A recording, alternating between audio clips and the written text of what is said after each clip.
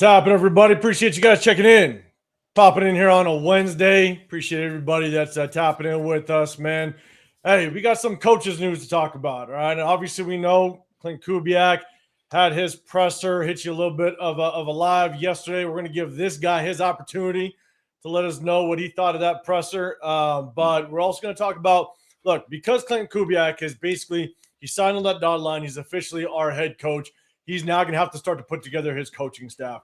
There are some names that have been thrown out there, but we also got an update earlier today regarding just what the Seattle Seahawks are going to potentially try to do in order to fill their own offensive coordinator position. And so they might be looking within. So that might affect the guys that we all been kind of looking at. So we're going to talk about the offensive side. Who can Clint Kubiak bring in to be a potential offensive coordinator / O-line coach? All those positions, but we're also going to talk a little bit about what he could do on the defensive side. But if you guys haven't seen, they've already locked in some coaches for the 2026 season. So there's already some coaches basically remaining in the building. And so we're going to take a look at those names. But before we talk about coaches, offense and defense, we're definitely going to get this guy's take on the presser. When we're also going to do a start him, bench him, cut him as always. So we're going to get one segment in. And hopefully you guys enjoy that. So definitely hit that sub button. Again, we do a sub only chat just to show our appreciation to our subscribers. We appreciate everybody that's popping in with us. So before I get to the chat, man, I'm also what's up to my guy. What's going on, Severe? How you feeling? What's going on, man?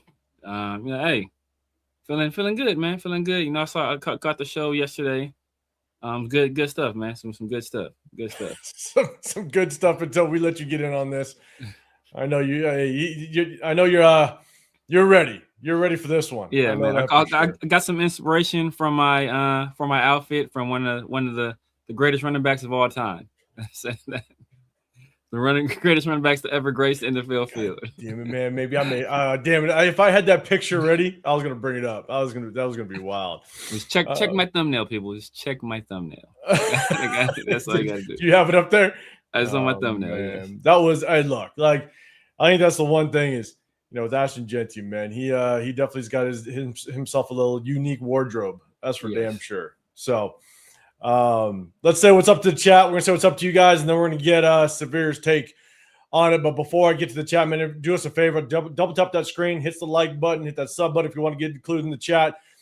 Make sure you got the Severe Raider. Definitely, if you're on that channel, hit that sub button, hit that like button. If not, definitely head over there afterwards. I'm 805 Raider, Real Talk Raider Nation. We appreciate y'all.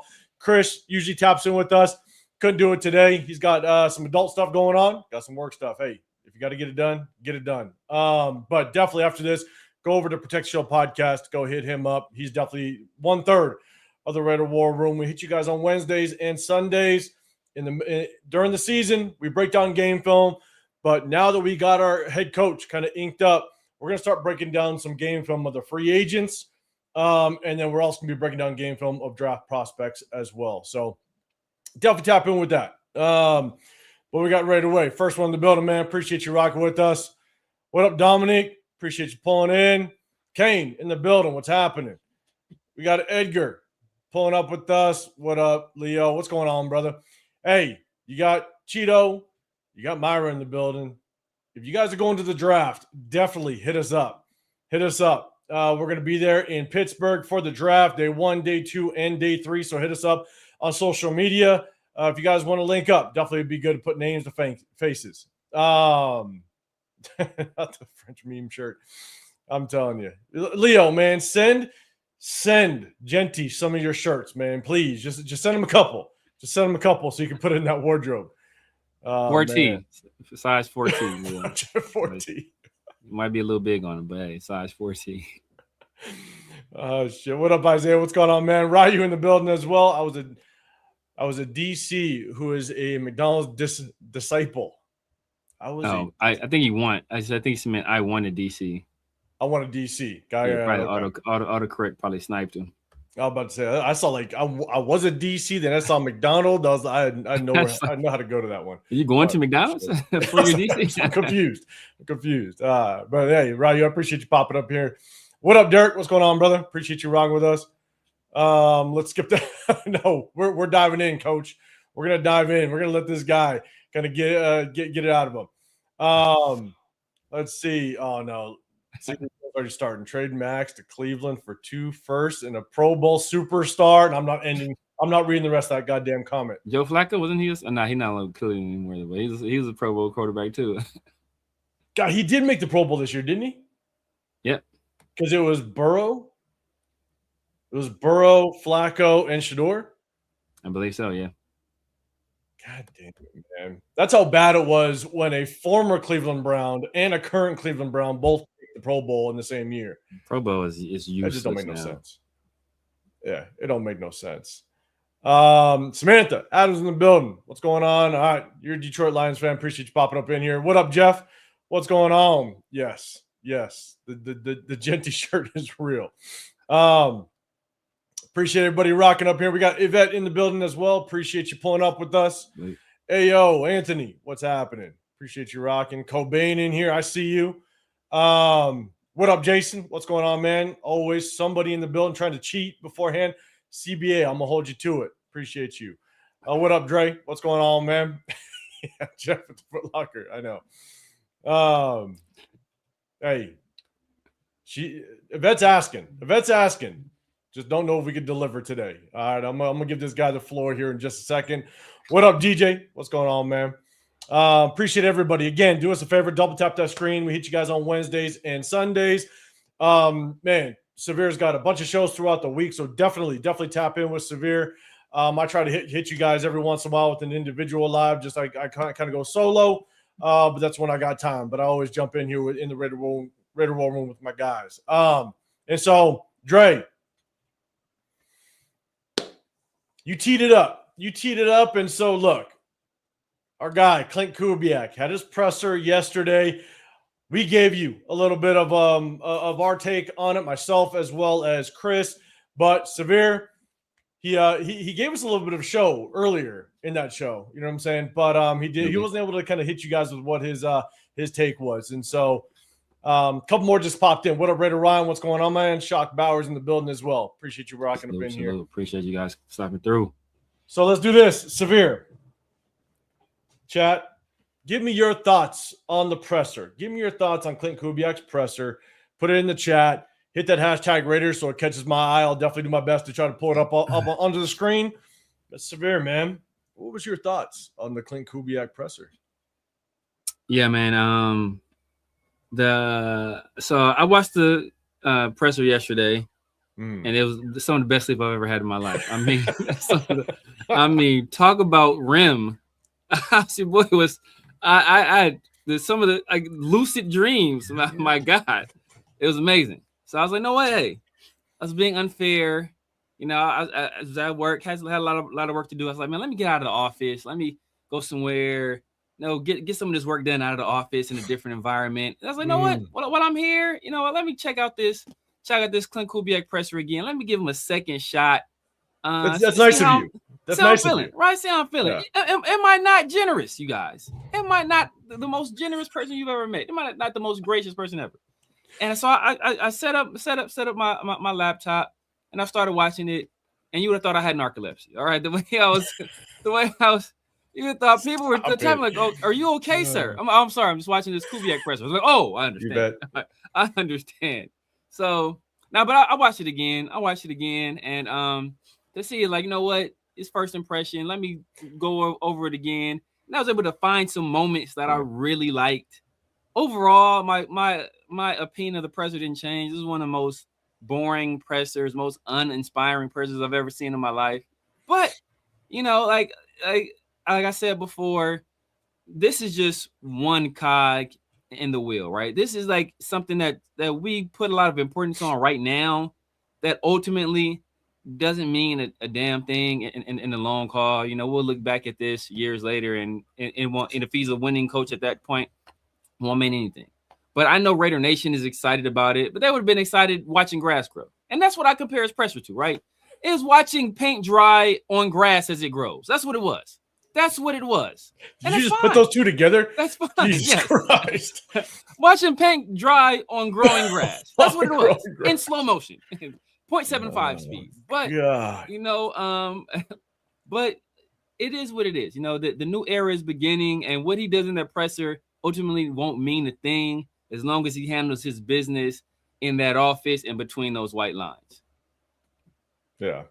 I'm with you. So when Chris and I talked about it yesterday, there are obviously some things that you can kind of point to a little bit that he said. And he said a lot of the right things, right? Where this is going to be a collaborative effort. Even when they asked him about Jeanty, he said, yes, Jeanty's good. He's excited to basically coach Jeanty being a part of this offense, but he also kind of ended it with, but it takes everybody. It takes all pieces, right? And so I think he said all the right things. He obviously addressed the Hall of Famers, the veterans in the building. I do think it was good to see some of the veterans. I mean, a lot of people talked about, Marcus Allen showing up and just how rare that was to kind of see him in the building. So it was good. It was good to see the veterans show up and kind of have that support. But I see my guy Jeanty there. My dog Jeanty was there in the flesh, dressed to impress. Everybody else in workout gear. Everybody else in workout gear. Jeanty was like, I'm gonna put on.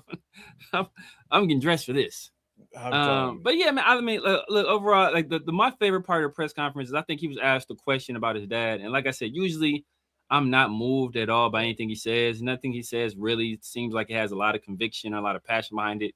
But when he got to talking about his dad and like the example that his dad laid out to him and how he felt watching his dad win the Super Bowl and how it was like his dad, I think he said something to the effect like his dad really didn't talk to him about football or wasn't really about football with his dad, but his dad showed him how to be a great husband and a great father. Like you can feel like there was some feeling behind that. And nothing else he really said had a lot of feeling behind it.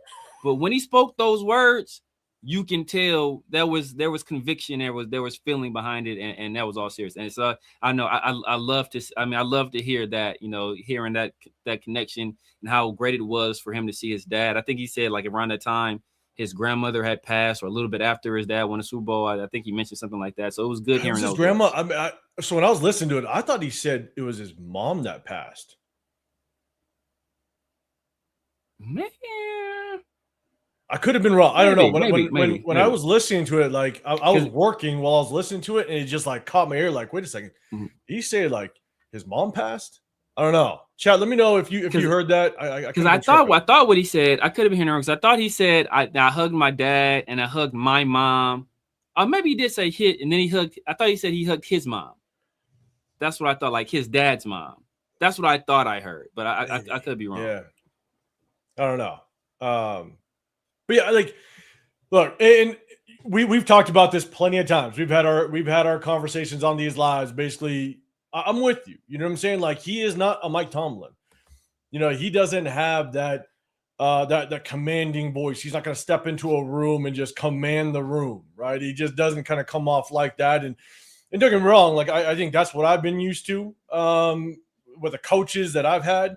I'll be honest with you, that's the kind of coach that I was, where it was, look, when I step in there, I'm going to make sure that I have all ears, I have all eyes. And that was one of my biggest points that I wanted to make sure that I had anytime that I coached. And he doesn't have that to him. Doesn't necessarily mean that it's going to be a fault of his. Obviously, it's a collaborative effort. He's going to have other coaches. He's going to be able to kind of communicate in his own way. And so ultimately, I hope that he does find his own way to kind of be that leader, right? And at the end of the day, he brings in coaches that they all have the utmost respect of each other. But at the end of the day, they also have the utmost respect for him to be able to deliver the message that he wants to basically convey to the rest of that locker room. And so if he could be a leader of men amongst the players and the coaches in his own way, let's just cross our fingers that it works out. Because I'm with you. I'm more of like a Mike Tomlin type of coach, to where I want to hear that guy that's going to command the room, and a Dan Campbell type of guy. It's old school, man. That's old school, man. That's old school. I mean, that's how I was coached coming up, right? I was coached, like some of the things that my coaches would say to me or say to my teammates. You said that today, bro, that they'd be giving their walking papers. It's it's like that substitute teacher. You know what I'm saying? Yeah. When you have that substitute teacher Yeah. and you can kind of pick on them because they don't know exactly what they're doing because they're the substitute, and they got to be like, oh, wait, what were you guys doing today? You can kind of take advantage of them a little bit, right? They roll out that big TV with the VCR and play. Exactly. They doing a day. But I mean, but the thing that's important, and I'm pretty sure just him growing up in around the NFL, him being in the NFL for as long as he has been, hopefully understands that you hire to your weaknesses, right? I'm sure he knows that he's not a guy that's a master inspirator or master motivator. He's not going to get the crowd or get the room going and get the guys fired up. That's not his style. That's why you hire guys, and maybe a coordinator, maybe position coaches that can fill that role. It reminds me of the time, I forgot, I want to say it was Henry Ford, and I think he was being asked something. I don't remember if he was in court about something or something. Somebody asked him, like, we're asking him all these technical questions about, like his car company. And he's like, why do I need to know all of this stuff? I have the ability to hire the people that can answer any of these questions. So I don't have to know the answers to all of them. And so, and that's what it's about, right? Finding the people that fit like a puzzle and hiring for your weaknesses. You know that this is not your area of expertise. Okay, I'm gonna hire a guy who's good at this. And as long as he can do that, I think we'll be fine. No, I'm with you. And I think I actually overheard there was like a clip online that where Derek Carr was kind of explaining the way that he coaches, and he basically said, like, look, yeah, he's not that big rah-rah guy. He's not going to come in and kick a door down to get everybody's attention, but he's very to the point. He knows exactly what he wants, and he's going to be that motivator in a sense that he's going to be very dialed in as to what he requires from his players, and he's going to hold them to that standard. And so if he could do that in his own separate way, then, hey, let's put this together. Let's put a good coaching staff together. To your point, somebody that can kind of make up for where he knows his weaknesses are as it relates to the locker room and the players. So 808 Shorts, what's going on, man? You're talking about Tua. Hey, we're going to do at the tail end. We'll probably get some questions in. So we're going to kind of get to some of the coaches, the coaching staff, but we'll definitely maybe do that at the tail end. So hold on to that question. Do us a favor. Once we're done, man, throw it out there after we're done talking about the coaches, man. I bet you're saying that part's severe if he handles his business. Yes, if he handles his business. LKM. Let's see. Report about Browns are not willing to let Schwartz out of his contract now. I don't know if I heard that, but we'll definitely talk about that on the defensive side, man. I appreciate you throwing that out there. Let me know if there is a report out there. Ryder said, hey, guys, am I tripping? Ain't Jeanty bad for this run system? I thought the Shanahan Kubiak system wants one cut guys. Jeanty dances too much, right? I have a take on that, Severe. Do you have anything on this? Yeah, I mean, he's not an ideal fit. Can you guys hear me? Yeah, I hear you. Very cool. Yeah, he's not the ideal fit for this system, especially when a guy, in an outside zone system, you want a guy that has the ability to kind of set up his blockers, especially to be able to hit those cutback lanes. And that's something that Jeanty really hasn't shown the ability to do with any kind of consistency. Hopefully after a year getting acclimated to the NFL, that's something he can improve on. But like I said, he's not an ideal fit for the system. I agree, and there's been previous quarterbacks, there's been previous players that have come out and kind of talked about what Kubiak likes to do, and he likes to work off that outside zone scheme. And I just don't. I'm not saying Jeanty can't do it, as long as you can kind of coach up his ability to kind of read it and understand how to attack the outside zone. I think he's more of a power run guy. I think he's more of a downhill, get him to the line of scrimmage as quickly as possible, make one man miss, and hopefully you can kind of get to that second level untouched. Outside zone, man, based on what we saw last year, unless he starts to understand the speed of the NFL, I think he might struggle in the outside zone run scheme, to be honest with you. Now, even though that's what Kubiak likes to do, that doesn't mean that he's going to bring that over here and that's what he's going to live in, right? Some of the best coaches they will adapt their system to the talent that they have in the building, because you can only flip your talent around so much in one off season. And so if you want to find success, then you are going to alter your game plan just a little bit. You're going to alter your scheme just a little bit to the talent that you have in the building. And so I hope that he does that.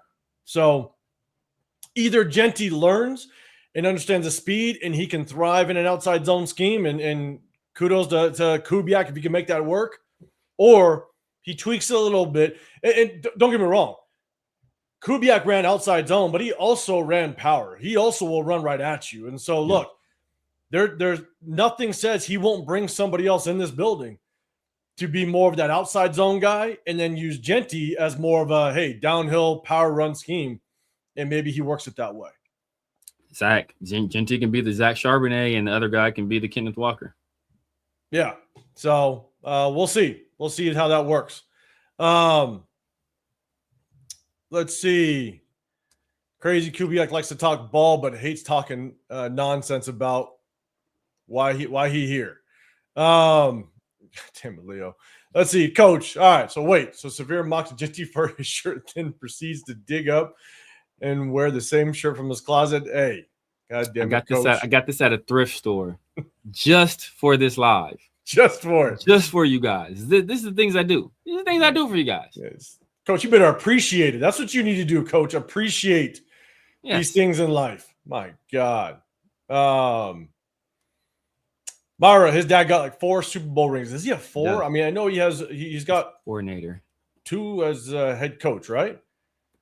I think he has 1 as head coach. 1 as a head coach. Yeah. And then he has 3, 2 as an assistant with the Broncos under Shanahan. I don't know where the other one is from. Maybe was he on? Did John Fox get one with the Broncos too? Yeah. Oh, so maybe he might have been on that. Was he on the? Did John Fox go? God, did John Fox get one with? I remember John Fox took he took Carolina to the Super Bowl. He took Carolina to the Super Bowl and they lost. I don't know if did he get one with the Broncos? I don't know. Who was the head coach? I know Kubiak. The head coach when the Broncos won it was Kubiak. I thought it was for some reason. I thought it was John Fox when the Broncos beat the Panthers, but it was Kubiak who was the head coach at that time. I know Kubiak. I think he won 2 on Shanahan's staff when they went back-to-back years. I don't know when the other one was. Yeah, I don't know. So okay, everybody's saying it was his mom and his dad. He says his dad's. His wife's dad? Okay. And then Derek, you're saying his dad's mom passed. He said it weird. Yeah. That's what I thought he said. Yeah, that's what I thought he said. It was his dad's mom. Got it. Okay. Dakota, what up? What's going on in the building? You're saying Kubiak will not be on board to draft Menbusta. That's a new way of putting it. We'll definitely do. There's gonna be plenty of Mendoza talk. We'll tap into that for sure. Maybe not today, but definitely as we go on. Let's see. All right, a couple more, Cheeto. The real question is, Severe, are you ready to accept Coach Kubiak and Mendoza as our savior of the team? See, Leo, you talking about the Mendoza stuff? Yeah. I'm not ready to accept anybody as a savior of my team until I actually see them perform in that role. When I see them perform and actually do savior-like things, then I will say, okay, you know what? Maybe these guys are it. But for now, I'm always taking a wait-and-see approach. I'm with you. I mean, we have to. We have to, especially with a rookie head coach. And if you bring in a rookie quarterback, I mean, that combination, everything has to align perfectly to really end up finding success. And at the end of the day, success is probably going to be a few years down the road because it's going to be a learning curve for both of them. So but we'll see. We'll see how it plays out. And back to Coach. Look, that's how I was coached. So for sure, man. They F-bomb, mother F me. My coach Dion, man, his favorite thing to do was call somebody numbnuts. Get over here, numbnuts. Like, bro, you couldn't say that today. You'll get a sexual harassment charge saying that to a kid nowadays. They call everybody, get over numbnuts. What are you doing, numbnuts? Like, everybody's numbnuts. Your mother effer this, mother effer that. Like, the craziest things you ever heard in your life, they were saying. So I'm like, man, I don't, that's just, I'm used to that. A lot of us know it. I mean, there was a coach back in the day. I mean, would yell and grab your face mask so hard, and he used to have the biggest wad of chew in his mouth, and so it's just like spraying everywhere. You knew how badly you messed up by all the chew spit that was on your jersey. And our practice jerseys were white, so just yeah, it was bad. Like, you know how much you messed up that day based on how bad you had to wash your goddamn jersey. It was bad. It was bad. Let's go. Raymond, what's going on, man? You guys getting way ahead of yourselves, 100%, like 7 months ahead of yourselves. Are we talking about based on the press conference? Is that what you're talking about? Maybe that's. I mean, what's like 7 months from now? It's like, yeah, it's the start of the season, basically. Right. Man. Leo already see. Hey, Leo's gonna die hard on that Travis Etienne. He really likes Travis Etienne. We'll see. We can't pay another running back, Leo, unless he's coming cheap. Yeah, we can't pay another running back. We're already paying the guy the second most guaranteed money in the league. Cheap, and also like he's gonna want to come in and start day one, 100%, and you ain't starting over Jeanty. That's why I think there's just no chance. As much as Etienne's a good running back, I just don't think that there's a world where he comes in here knowing he is going to not just split time. He'll probably get 60-40 carries if we were to come in and pay him. Big Lil Bosco, what's going on, man? What's happening? All right. So let's do this. Guys, do us a favor. Hit that hashtag Raiders. I think I got one. Hold up. Let's see. What up, Diesel? What's going on, man? Leo, I remember when Coach Brian Kelly got so much hate for yelling at his players on the sideline, national TV. Different time. Different time. Herman, what's going on, man? You said you put that hashtag Raiders. Appreciate it. I think we can talk Maxx Crosby into staying. We'll see how it plays out. Why will we want to? I think if we have to talk him into staying at this point, it's like, man, hey, exactly. If you can get 2 first rounders, if we could snag that at this point, and you go ahead and you draft Mendoza, and you know that now that timeline just doesn't match up with what Maxx Crosby is. Give me 2 first rounders. Let's build this thing right. Let's set that foundation. Yeah. I mean, what's the saying? What's the song go? Fantasia said, "If you don't want me, then don't talk to me. Go ahead and free yourself." Oh, man. All right, so let's get into some coaching, okay? We're talking a little bit of coaches. Let's first talk about the coaches that are currently still in the building. If you guys did not know who we've actually retained as coaches, we're going to pull it up on the screen, kind of get you guys feedback on it. So I'm going to go ahead and put this up there. All right, obviously we know Clint Kubiak. He's our new head coach in the building. Let's take a look at some of the other coaches. Guys, let me know what your thoughts are on this. Coaching operations. We don't need to talk too much about these guys, but let's talk about the offensive side. Okay, so as of right now, we got Dylan McCullough, which is our running backs coach. He was our running backs coach from last season. As of right now, he is still on this coaching staff. So, guys, let me know what your thoughts are on Dylan McCullough. We also have Connor McQueen, offensive quality control. But big one is Luke Steckel. Luke Steckel, tight end coach. Obviously, we got Brock Bowers. And so it's good to kind of see him remain on this coaching staff, given the fact that Brock Bowers, man, we got him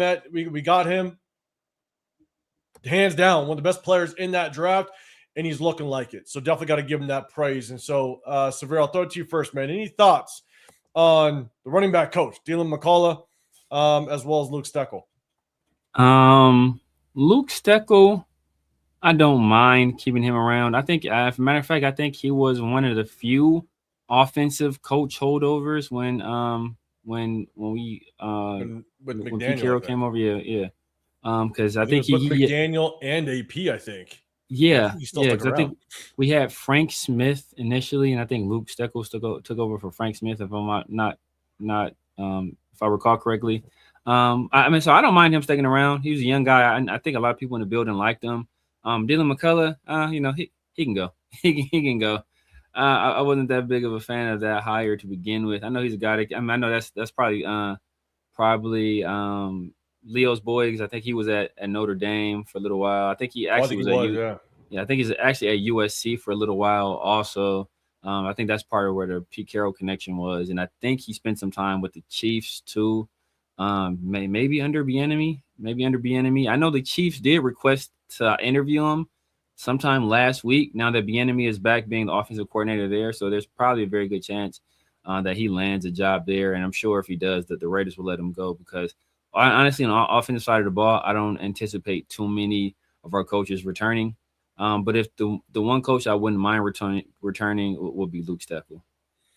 I'm with you, and I don't know how much agreement has gone on prior to Clint Kubiak signing on, given the fact that these guys were basically they're kind of holdovers right now. And so once Clint Kubiak kind of does a deep dive in this coaching staff, I'd be curious just how many names just remain on this staff. Now, Dylan McCullough, like, look, Jeanty, you know, we saw some flaws in his game. He's a rookie. He's got to develop, right? So we saw some flaws in his game. I think he needs to adjust to the speed of the NFL. We'll just kind of see how that progresses. But look, out of everybody else, we didn't see any progression. I mean, you had what's his face? Who was that? Our 6th rounder from last year? Dylan Labe. Nothing out of him, right? Mostert's on the tail end of his career, so you don't expect too much. Yeah. Zamir White, didn't get much out of him. No. You know, Zamir White was the same Zamir White that we've seen in years past. And so the question is just how much is this guy really being able to get the potential out of some of these players? And so I wouldn't be surprised if Dylan McCullough ends up kind of moving on. And then I'm with you. Luke Steckel, he's been able to kind of get the best out of Brock Bowers, right? And so I would not mind seeing him stick around. The offensive quality control coach, Connor McQueen. It is what it is. Exactly. Yeah, that's right. What do you need to talk to about him? And so, John Fallon, you're saying, isn't Connor a Maxx guy? I don't know. I have no clue. Severe, do you know that I don't. He is or not? I have no clue. That I don't know. Diesel. Let's see. Come on, Marcus Allen. Time to put that headset on and be a running back coach. I'm actually just surprised to see Marcus Allen even in the building. A lot of people are talking about that. And so, that's Mark Davis, man. That's Mark Davis. Mark Davis has mended a lot of fences that were destroyed by Al Davis. Yeah. Yeah. So it was good. It was kind of good to see him in the building. Marcos, what's going on? Appreciate you popping up in here. Okay, so we got kind of the offensive side. We're going to get into some of the coaching prospects and stuff like that. That a lot of names will be thrown out there. But after the offensive prospects, we're going to dive into a start 'em, bench 'em, cut 'em, and have fun with that. So definitely hit that sub button if you want to get included and have a chance at getting in on our giveaway on March 11th. So let's jump to the defensive side. We're going to name off some of these guys. Chat, let us know. Hit that hashtag Raiders if you guys have any input or thoughts on these guys. You got assistant D-line coach Kenyon Jackson. A fan favorite to most. You got Robbie Leonard, D-line coach, run game coordinator, defense assistant Rip Rowan, as well as passing game coordinator Joe Woods. So, chat, let us know if you got any thoughts on this. Severe, any thoughts on Kenyon Jackson at all? No, don't really know too much about him. I did kind of like some of the stuff I saw out of the young guys, Tonka Hemingway, JJ Pegues. Even some of the development of Snowden, I've liked that. Jonah as well. We saw from the beginning of the year to the end of the year. Obviously, he's an assistant defensive line coach, so he's working in tandem with Robbie Leonard. So I think I think those guys did a nice job of kind of developing some of the younger guys a little bit. Don't know what kind of scheme we'll have or who we'll have at DC. So that remains to be seen whether those guys will still be useful or even be, able or willing at that point to stay around. But I think, he's working under Robbie. And like I said, I kind of like the development I saw of those younger guys. The year throwing out there going to Robbie Leonard. If Maxx staying, Robbie Leonard is staying. Maybe, you know what I'm saying? I think they do have a really good relationship, obviously, with him being the defensive line coach.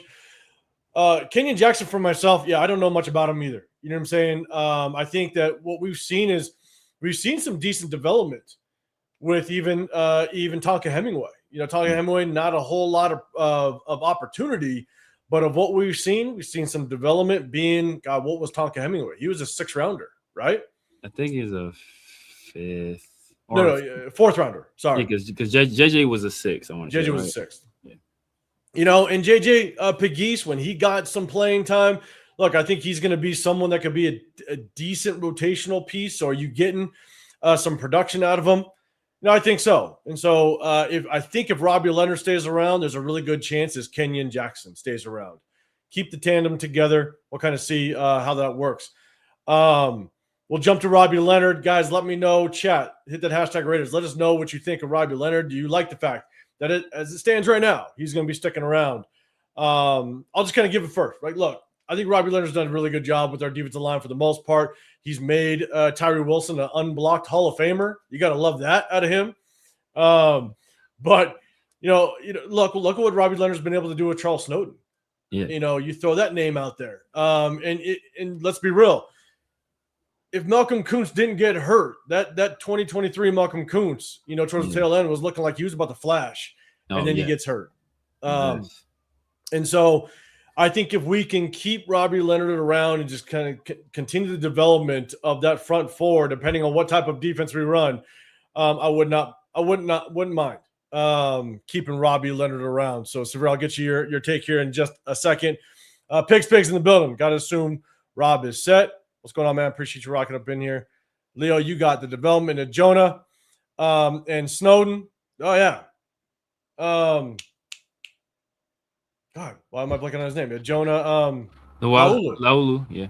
Yeah, Jonah Laulu, the development of him. That's a hell of a point, Leo. I mean, the development we've seen out of him, we saw flashes in 2024, and then when the Christian Wilkins stuff went down, we went back, we broke down game film with Jonah Laulu. We're like, okay, let's take a look at this guy. He flashed in 2024. Exactly. Can he be the replacement? And we looked at Thomas Booker. We also looked at Jonah Laulu, and all of us kind of agreed, hey, this is the kid that's probably going to end up taking the starting spot. Now, I don't know if he started, but he should have, based on what Thomas Booker did. But just the development of Jonah Laulu, and Leo, you're out there saying, yeah, Leonard needs to stay for sure, man. So, Severe, just thoughts on Robbie Leonard as a whole. Yeah, he's a fan favorite. I know everybody loves Robbie Leonard. Yeah, there's only so much you can do with Tyree Wilson, but just about everybody else how you've seen develop greatly. Chase on too. Yeah, Chase is another guy that who was a former 1st round pick who, basically the league had given up on him. I want to say the Panthers had cut him, and we picked him up off the street and turned him into a week before the first game. Exactly. He turned into a pretty good player. So the only issue with Robbie Leonard, I would say, is that obviously if we bring in a defensive coordinator, he's likely going to want to hire his own staff, and also Robbie Leonard and Patrick Graham have, for the most part, been attached at the hip. So if, we already know that Patrick Graham has taken the job with the Steelers, what are the odds that, Patrick Graham reaches out to Rob and say, like, come on, man, like, come over here and work with me for this other historic franchise, where you get to work with some guys that are pretty damn good in their own right, So we'll see how that goes. But I wouldn't mind keeping Robbie Leonard around if our defensive coordinator was comfortable with it, or if it's something he wanted. I don't want it to be like he feels an obligation to. If it's something that he identifies, like, yeah, I like the work that this guy has done. He fits with what I want on my coaching staff. Let's keep him here. If that's the deal, then yeah, let's do it. Yeah, no, I'm with you. You know what I'm saying? And yeah, like we just said, John Fallon, yeah, Caleb on Chase on what he was able to get out of him, and that was awesome. And let's be honest, because we're so late in the game and acquiring coaches, there's not going to be very many options out there, right? And so there might have been just an agreement prior to Clint Kubiak inking and signing on that dotted line that, hey, John Spytek maybe had to do a little bit of selling and go, hey, we got some good coaches in here. So let's let these guys go, and maybe we keep these guys around, again, because we're so late in the game, and there's not a whole lot to choose from at this point. A lot of coaching staffs are kind of fully assembled. So we'll get to the next ones. What up, Shirley? Appreciate you popping up in here. You want a defense that can stop anyone. Let's hope so. Indeed. Let's hope so. I think I could be wrong. Guys, let me know. Rip Rowan. I wonder if that's the guy. I could be wrong that Maxx likes. I don't know why I've heard that name and it's kind of associated to Maxx. Again, could be wrong. But I'll be honest, don't know much about Rip Rowan. Severe, do you know much about the guy? I don't know anything about him. That's what you. Okay. Chat, let us know if you know anything about Rip Rowan. If you want him to stay here, if you have a reason why you think he should stay here, let us know. Educate us. And so I'll look at the chat. If you do have a response to that one, hit that hashtag Raiders. Let's go down to Joe Woods. Joe Woods staying on this staff. I know he's got a ton of experience. It says on the screen, 21 years of just coaching experience in general. Yeah. But he's the passing games coordinator as well as the defensive backs coach. Chat, let us know if you're cool with Joe Woods staying on this staff. Severe, I'll throw it to you first this time, man. Any thoughts on Joe Woods? I don't know. The thing about it is that Joe Woods, I want to say he worked under us previously. And I think he worked. He was with the Saints at one point. He's with the Saints. I want to say he was with the Saints at the time that Clint was there. I think so. I think he was the defensive coordinator at that point in time, if I'm not mistaken.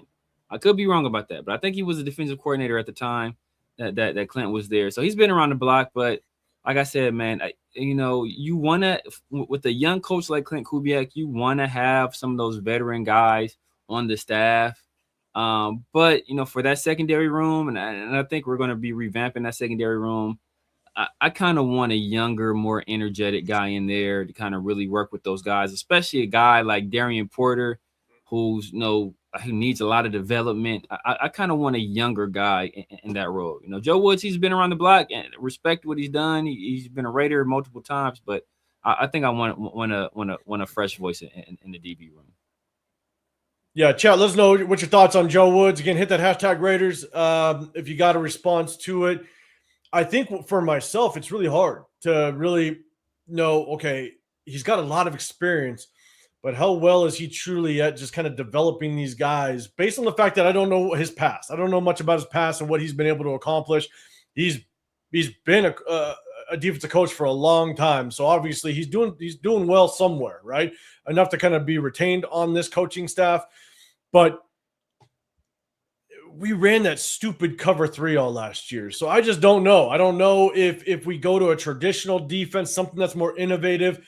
If you do bring in a defensive coordinator that's going to mimic, some of the better defenses that are now being shown amongst the league, whether it is more of like a Mike McDonald type of defense, a Brian Flores approach to the defense, whatever you bring, if you can bring a more innovative strategy and defensive scheme, is that going to help Joe Woods just kind of get the best out of these guys? Because I'm telling you that cover 3 scheme, it just hurt everybody. I'm sorry. Yeah. And so if we do keep him, I think I'm straight with it, given the fact that he's got a lot of experience. And so I do think that's going to help Clint Kubiak with just understanding the ropes. And because he has a lot of experience, you can kind of relinquish that duty and just be like, okay, be comfortable with it. Trust that these guys kind of understand they've been around the block and they know what they're doing. And so he can focus more on just full head coaching stuff, as well as being that offensive play caller. But again, goes back to, damn, that cover 3 was just horrible. So I just don't know how much that affected his ability to coach these guys up. So yeah, it looks like I'm looking at his history. It looks like he's been around the block. He worked on Gary Kubiak's staff as well. He was with the Broncos. Yeah, he was their DB coach when they won the Super Bowl. So he's been around the block. He has a connection to Clint, obviously through his father. He actually has another connection through Clint, through Dennis Allen. When he worked with the Raiders previously, it was on Dennis Allen's staff.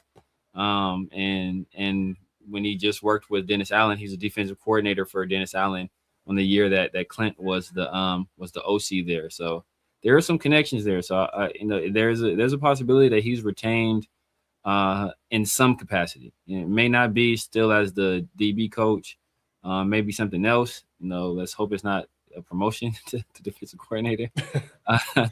But there's a chance that he's retained. There's a chance he's retained. Yeah. All right, he's got that history. Okay, didn't know he was around with the old man Kubiak at the same time. That's crazy. Adam, you're throwing a question out there. Would you accept this trade for number 1 overall pick, Myles Garrett, Shedeur Sanders, and number 6 for the number 1 overall pick? Would you do in a second? What? Would you accept this trade for number 1 overall for our number 1 overall pick, Myles Garrett, Shedeur Sanders, and the number 6 and the pick? number 6 pick For the number 1 overall pick, would you do this? You get Shedeur is not, Shedeur. Hopefully Leo's still in there. Shedeur means nothing. Shedeur is like 3rd round value, I think. He's like a 3rd round value, like a 3rd round value, and you get Myles Garrett. Yeah, Myles Garrett. Now, obviously, Myles Garrett is he's 30, but he's just came off the most dominating season you've seen in a long time. Here, chat, let us know. What's your thoughts on this? I brought it up there. What would you do in this? I'd really like to know. Here's my biggest just kind of concern. Like, I am on the trade back train. I really am, and I want to acquire a lot of draft capital. We're in such a massive rebuild. No, yeah, you almost can't do it. It's just like the Maxx thing. Yeah, like we're in such a massive rebuild. Like, look, what has Myles Garrett done for the Cleveland's overall win record? Like, you can't build around a defensive end. It just doesn't work that way, unfortunately. It's like we now have an offensive-minded head coach. He's going to want to get his quarterback. I'm not a big Shedeur Sanders fan.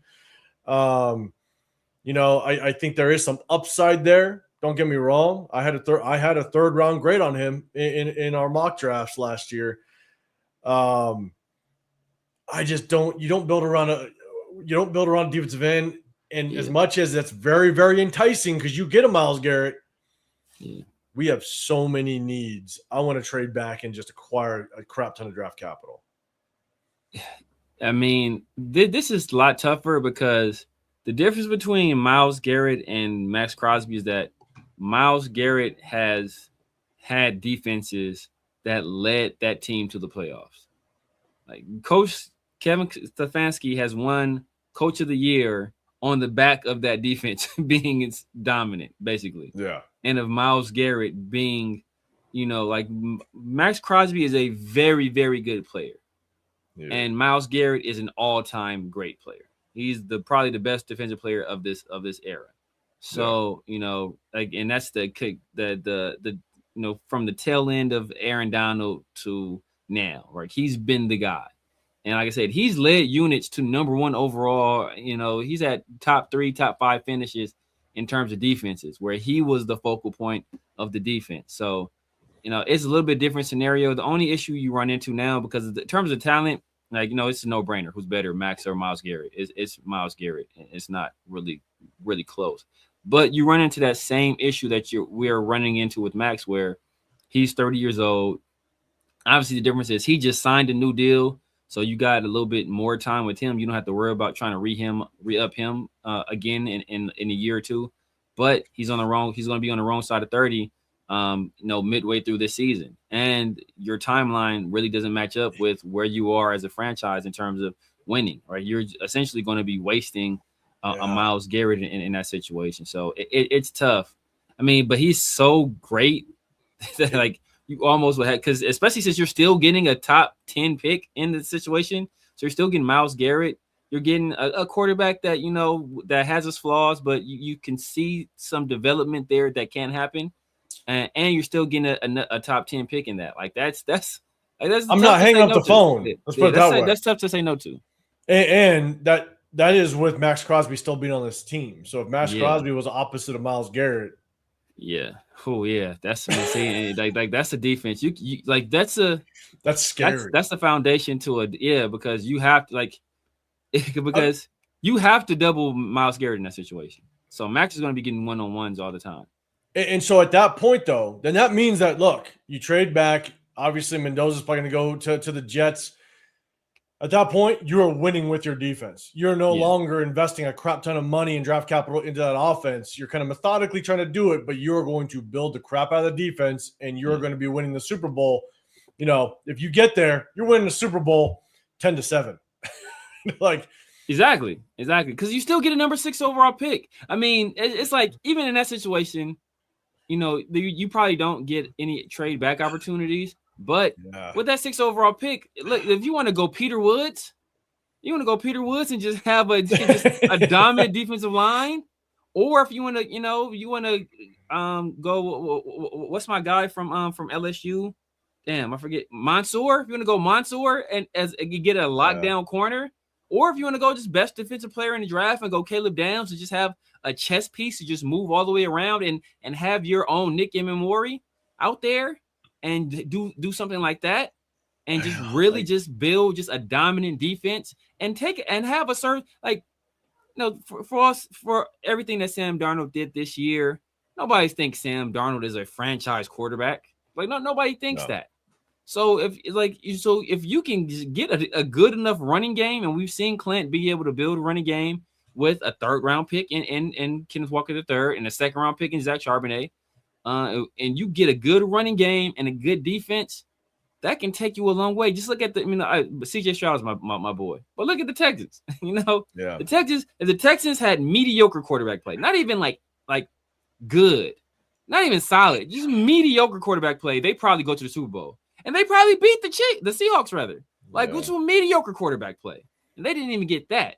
So if you can get that kind of defensive, and you see what they have over there with Will Anderson and Danielle Hunter, and then they have my guy Azeez Al-Shaair in at the 2nd level, and then they have Derek Stingley. We can build something similar to that with that draft capital. And then whatever you might think about Shador, maybe he develops into just a solid-ish quarterback. And if you have a great defense, a good running game, and a solid-ish quarterback, you can do some damage. That's why I'm not hanging up the phone. Let's put it that way. Like, I'm going to put you on hold real quick while I consult with the rest of that war room. That's interesting.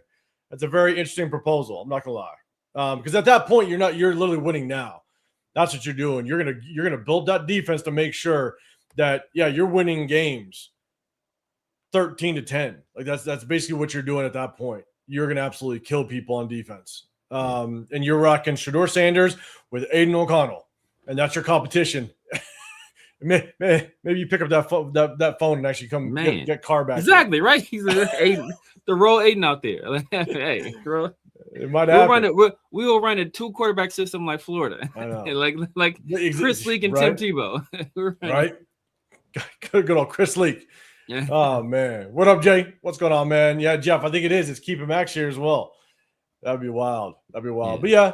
But or you can trade Maxx. Look, if you feeling froggish, you trade Maxx at that point, and then take Arvell Reese or Ruben Bain with the 6th overall pick, and then whatever you get from Maxx at that point. Like, at that point, you're at 16 or 17. You still be Sonny Styles. You just go Carnell Tate if you want to. Mansour might still be there. Like, that opens up a lot of possibilities for you. It does. But everybody's kind of back and forth. Eric Raider haters, you're hell no. Jose, you gotta, it's a no-brainer. Pigs. I'd like to go all in on the draft. And I wouldn't be mad at that either. Shock Bowers, no way Kubiak would come here to coach a bad quarterback. I agree, but it's like what I said with Chip Kelly when Chip Kelly came in the building. It's like he can get Kirk Cousins. When you're that touted as that good of an offensive coordinator that has to compensate for something, that means you're going to coach guys up. That means you're going to dial something up that maybe the inefficiencies that you get in a quarterback, you make that up with having such a good play caller. You know what I'm saying? And so how do you balance that out? And so just because you have a top tier play caller doesn't mean you need that top tier talent. Coaching's got to make up for something. So exactly. What up, Artie? What's going on, man? All right, let's go. The 805 Raider in the building. What's going on, man? Bring back Mac. Hey, you get him at a good contract. I could bring all the jerseys that I bought for my kids and my wife way back in the day, and then I had to basically put them back in the closet when we traded his ass away. I still have them too. I still have those goddamn jerseys.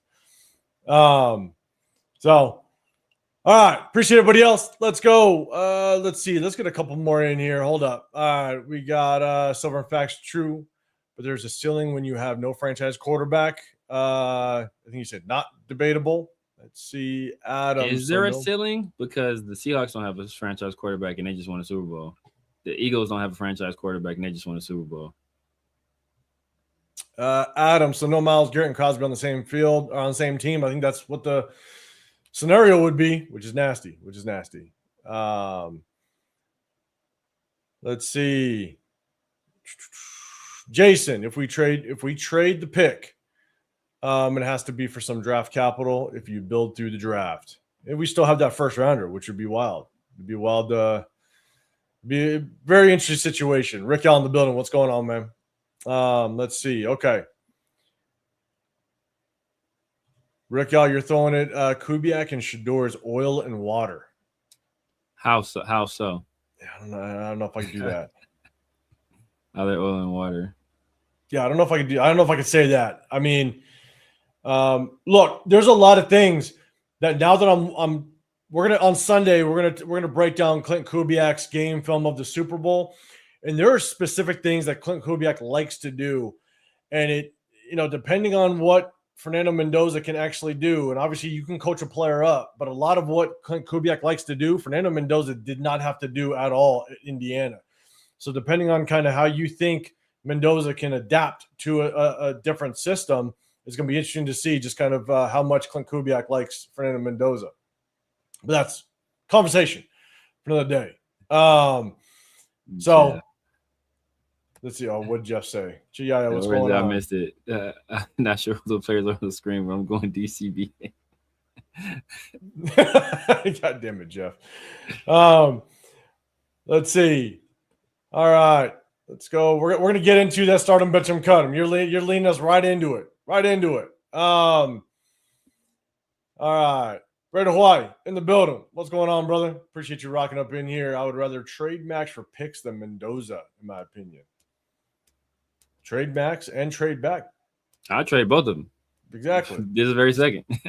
Pile this shit up. Let's have some fun. Some facts. We are so far from the top 5 defense. You don't even know who our DC is, so you can't say that. Oh, yeah. That was just a scenario. Silver facts. Don't worry. It was just it was a fun scenario. That's all we were doing. We don't know who our OC is either, but people think we're just all in. We don't know. People think we're all in on Mendoza, and he can fit whatever system we're going to run.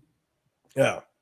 So we don't know who our number 1 receiver is. We don't know what our running back score is going to be. We don't know what we're going to do in the offensive line. We don't know anything right now. Not a damn thing. That's for sure. All right. Let's do it. Let's do a little bit of start 'em, bench 'em, come. Let's have a little bit of fun. Then we'll talk about the coaching prospects.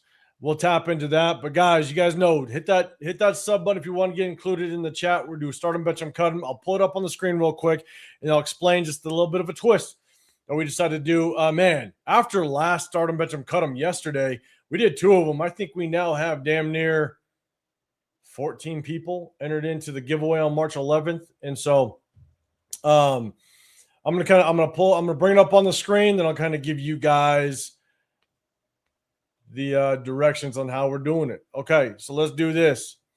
All right, this one is quarterbacks. It's quarterbacks, but it's previous quarterbacks, and so we do a start 'em, bench 'em, cut 'em. 2 players are going to be popped up on the screen. There's going to be a letter in front of each, and then as soon as those guys pop up, you guys can guess who that third player is.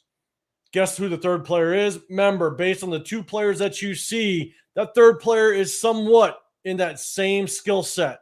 Remember, it's all at the top of their game. And so I will give you a hint on who that third player is to kind of help you guys out. And hopefully that will help a lot of people out when I give out that hint. But you can guess as many times as you want, and I'll go ahead and I'll screenshot. As soon as I type the word done in the chat, then no more entries after that. So, and then after it's all done, then we'll do our start 'em, bench 'em, cut 'em, have a little bit of fun. So let's go ahead. I'm going to pull them up on the screen. Remember, this one's quarterbacks. All right, so on the left side, we got Matt Hasselbeck, and we got the Joe Flacco on the other side. So Guys, go for it. Start guessing. Who do you think that third quarterback might be? Again, kind of in the same skill set, in the same conversation. Got to be at least willing to maybe start bench cut them with this group. And so give you guys a little bit, and then I'll give you a little bit of a hint if there's a little bit of struggle. So definitely get your guesses in. Severe Man, any thoughts who that third guy might be? Got Matt Hasselbeck and Joe Flacco. We got Jeff already guessing. He's got Dilfer in there. Could be. I think Dilfer is a step below those guys. Is it just the guesses being thrown out there? Brad Johnson. Let's see if we're going old school. You got Dilfer too. It's going old school. I might go Richie Rich. Uh-oh. Rich Gannon. Now we're gonna let these guys continue to guess a little bit. Linda's got a Jeff George in there. Cool Kev's got a Matt. How you putting Matt Leinart in there? That's wild. Let's see. Dre's got a Big Ben. Okay, let's see. The 805's he's going with Gannon as well. Remember, you guys can guess as much as you want. Guess as many names as you want. Isaiah's got Alex Smith. I like the Alex Smith. I think that's a solid one. That's a pretty good one. I'm trying to think. What's some mid-tier QBs? Some mid-tier QBs. Quirk's got a Palmer in there. Okay. Let's see. Cool Kev's on Andrew Luck out there. One's Hasselbeck, one is Flacco, but try to guess who that third is. All right, so I'm gonna give you one hint. Carson Palmer's a good one too. One hint, and this might give it away. But this quarterback, just a little over 20 years ago, pissed us all off, and remains to piss us off.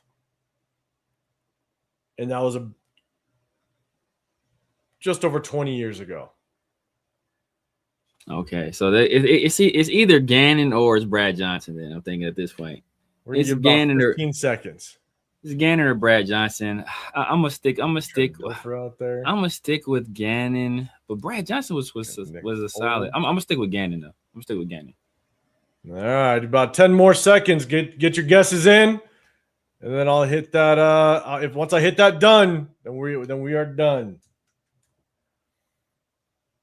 About 5 more seconds. Remember, this quarterback pissed us off just a little over 20 years ago. Pissed us off. All right, just a few more seconds. And we are...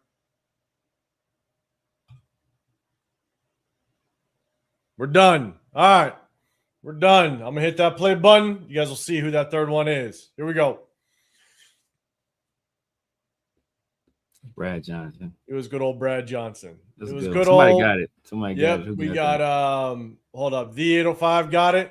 And then we got they're up top. It was Rick. I think Rick got it. Jason Downs got it too. Jason Downs got it. Hold on. I think I saw him. Where to go? Jason Downs got it, and Rick L got it. So you guys remember, even if you guessed right in previous ones, it's just another entry for you in the giveaway on March 11th. And so, yeah, right now, even based on the previous one, we got now probably around 17 people in the giveaway. So if you guys just popped up in here, the giveaway is going to go down March 11th. That's day one of free agency. Just coincidentally, it's a Wednesday on the day that we go live. And so definitely tap in with that. We'll do a giveaway. One person will get that giveaway. All right. Let's see. Isaiah, I think, was Isaiah the first one in? Let's see. I think he was the first one in, maybe. He's cabinet, CAB. All right. You're starting Joe Flacco. You are benching Hasselbeck. You're cutting Brad Johnson. All right. Your cabinet. Seventh, your CAB as well. Querick, your ACB. So you're starting Hasselbeck. You're benching Flacco, and you're cutting Brad Johnson. Man. All right. Okay. It's rough. That's rough right there. I don't know. This was fairly easy for me, actually. Bob the Surfer. Is the host dude still hating on Fernando? It's not hate. It's not hate. It's just trade back. That's all it is. That's not hate. It's just trade back. That's all. Jeff, your cabinet. All right, let's go. Let's see. Chiyaya, your cabinet as well. Yvette, your ACB. So you're starting Hasselbeck. You are benching Flacco, and you are cutting Brad Johnson. Okay, a lot of cutting Brad Johnson a little bit. A couple like him. Jason, you're starting Flacco. You're benching Brad Johnson, and you're cutting Matt Hasselbeck. Okay, all right. Okay. Severe, man. You got yours? Yeah. All right, what you going with? I'm going CBA. CBA. You got, I think, the most arm talent on that whole board is Joe Flacco. I think he has probably like top 15 arm all time. He's the most arm talent. Obviously, he won the Super Bowl as well. Brad Johnson, what did he do? He won the Super Bowl as well. But even before he got to the Buccaneers, Brad Johnson with the Redskins, he was a bad man. He was a bad man. People don't remember. You don't remember Brad Johnson was a bad man with the Redskins. And then Matt Hasselbeck, he is owner of one of the most embarrassing moments I've ever seen in a professional football game, where I forgot who they were playing, but it's overtime games. Like, we want the ball, we're gonna win, and then he immediately throws a pick six and loses the game. So just for that alone, that was Hasselbeck, wasn't it? That was Hasselbeck, yes. For that alone, Matt Hasselbeck is getting cut just for that moment. See, people, and then, do not mess with Severe, because he'll remember everything you did in the past. All right, chat, just remember it. And his brother is Tim. Tim is one of the most annoying people on the planet. Yeah, I just can't stand Tim Hasselbeck at all. I don't even get into the other Hasselbecks that annoy me as well. I don't even go there. But Tim is just annoying as hell. I think he played in the league too. He was weak. And, but yeah, I mean, just on talent alone, I would put Matt Hasselbeck last. And the other two guys, they both have Super Bowl victories as starters. And I don't think Hasselbeck does, right? No, he doesn't. He went that year, but they lost, I believe. So yeah. Yeah, I think so. Isaiah, B and A are interchangeable for me. Yeah. I've done something to Bob. Bob's been rocking with me for a long time. I remember his comments way back when, I want to say like a year and a half ago, maybe even 2 years ago. We're here to talk about Mendoza today. Yeah, I think I've pissed off Bob some way, somehow. Hey, look, right. Welcome to my world. I have people. I am so disliked in Raider Nation. I have people that just preemptively block me on social media. Like, people who I have no idea. Like, people who, like, they'll comment and say some like stuff. Oh, you suck. I hate you. And you're terrible. And they just block me. I've never interacted with these people in my life. But that's what it is, man. Like, but if you go back on the stuff that they're mad at me for, look at the stuff that they're mad at me for. It was all stuff I was right on. It's like what do you want me to do? Lie to you? The amount of hate. The amount of hate that I got, that when I said Shedeur was a third round grade, I mean, people they hated me for that one, and so it's like the main thing about is Jeanty. Everybody said Jeanty was generational, was about to win offensive rookie of the year, and then when he wasn't, or when he was mediocre or average, like, look at everybody around him. Like, well, a generational player doesn't depend on the people around him. Like, he makes the people around him better. So it's like, man, people just want you to lie. Like, it's like going to the doctor and you have cancers. Like, Mr. Severe, you're completely healthy. Like, like, he goes to tell me, like, sorry, sir, you have cancer. Hater. You're like, I'm done with this. I'm done with this hospital. Like, what? Like, no, bro. Like, you tell me the truth. That's right. Bob's always gotten after me for something. I don't know what it is. And so, good times though. Good times. Yeah, it's just our opinion. We have fun. Though. Pix says you get it with Bob too. Yeah. I know. Don't worry, Jason. I get it. The hate's real. At least my hate is entertaining. I try to keep my hate entertaining. I know. Shout out to you, Jason. Unlike Kubiak's press conference. So let's see. CKA, yeah, it's happened. I think all of us have at some point. All right. So look, for me, start them, bench them, cut them. We had a couple people, guys. Get your last ones in. this one was a little tough for me. If we look at them top of their game, I think I'm going BCA. I'm cutting Hasselbeck. I'm starting Brad Johnson because Brad Johnson just is. Yes, I think Flacco's arm talent was elite as all hell. Yeah. But Brad Johnson, I think I think just his ability kind of just spray it across the field, and his ability just to kind of lean on him in his passing game. I got to just put him just a little bit over Flacco, but. I've told you, like, the mass majority of my family are 49er fans. My parents, everybody. But I got one of my brothers is a Ravens fan. Uh-huh. And we always make fun of him because we always tell him how trash Joe Flacco is, but he can throw the meanest out route in all of the NFL. Look, that dude was a first round pick after playing for the Delaware Blue Hens. All right, the dude is infinite respect for that guy. I'm telling you. So I think for me, I think just as a pure passer, top of their game, I'm going BCA. I think I gotta go BCA. I'm cutting Hasselbeck. I'm not mad at that. I'm not mad at that. Mainly because what you just put fresh in my memory of that comment that he made. So, that was a wild. We want comment. The ball. We're gonna win it. Like immediately throws a pick six. Like, what? What's that? Was it Green Bay they were playing? I can't remember. It might have been Green Bay. It might have been Green Bay. I know. Look at that. See, Yvette's just yelling. Don't worry. She's throwing tomatoes at the screen right now. That's what she's doing. She definitely is. And yeah, dude, Flacco.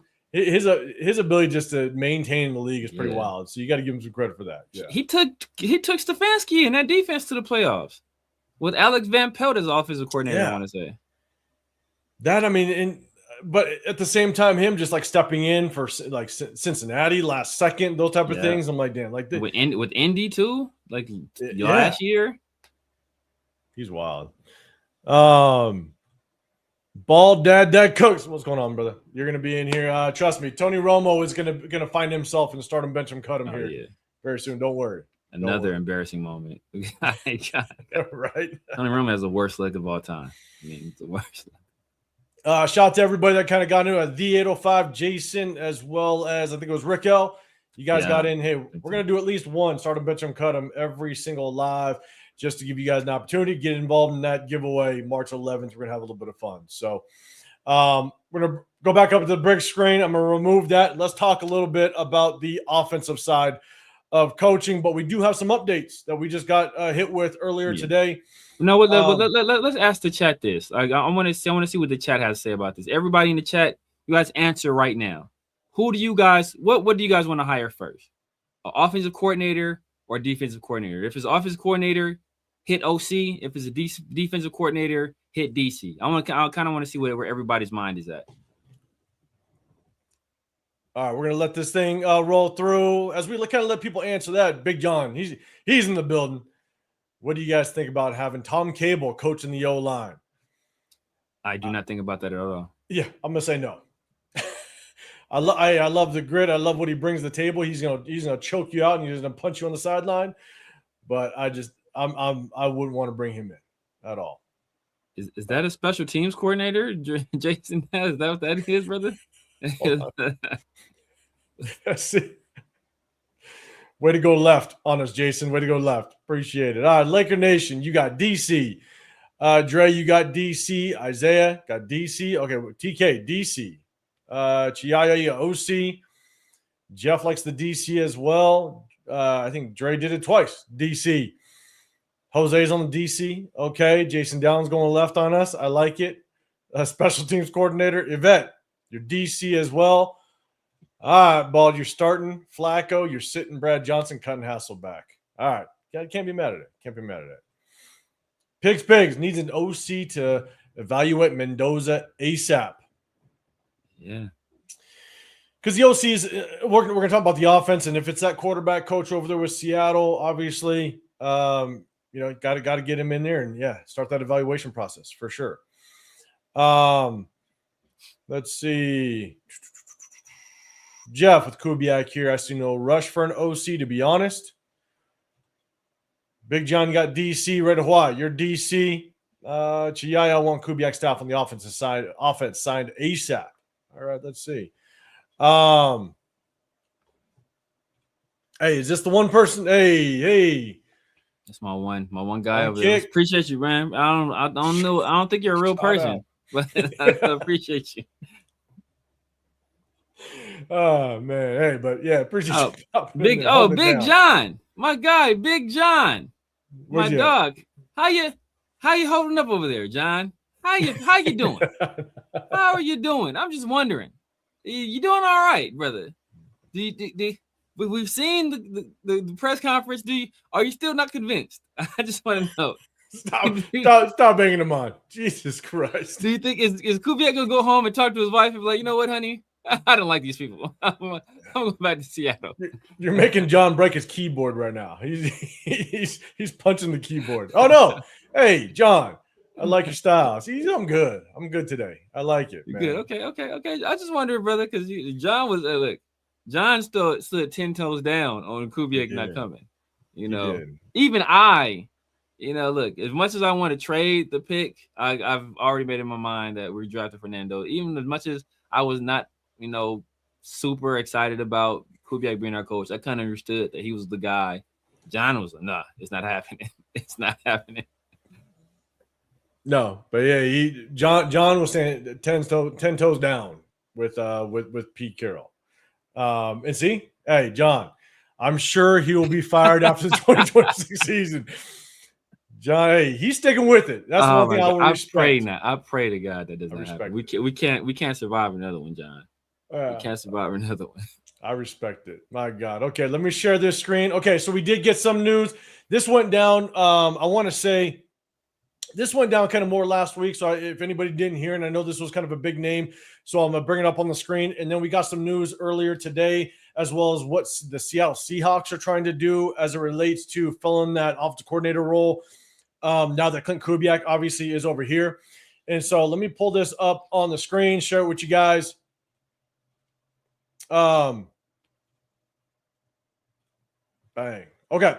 So if you guys didn't know, obviously Stoutland, the previous Philadelphia Eagles offensive line coach, everybody was kind of they were kind of talking about him. He was a hot name for a second. People wanted him to come over here, given the fact that he just did so well at that Eagles offensive line. But it was reported about a week ago that Stoutland will not return for next season. It looks like he's taking a year off, or he's done with coaching. And so his name is kind of out of the mix as it relates to an offensive line coach. So just kind of want to give you guys that update. Didn't put this on this one. And then we'll get to the next report. But let's see. It looks like severe. Did you star a couple things? I did star. All right, go for it. You roll through those and we'll get to the next one. My guy, Laker Nation, 5454 is the Geno must have kicked this guy's puppy, because he's hated Geno since last year. To all those who don't want Fernando, we can always run it back with Geno. Like, I don't know if you knew this, Laker Nation, and this may be news to you. It may be news to you. Fernando is not the only quarterback that's eligible to be drafted this upcoming draft. Just let you know that. Nobody. He's the only one anybody ever talks about. So it may seem that way, but there are other quarterbacks in the draft as well. So, just because too many people, Severe. Just because we don't take him doesn't mean we can't get another quarterback. There's some quarterbacks will be free agents. There are two quarterbacks that could potentially be available that have worked in the past with Clint Kubiak. One, wouldn't be super happy about either one of them, but one is Kirk Cousins, and the other one is, the thou who shall not be named. And we all know who that is. To really stir up that controversy.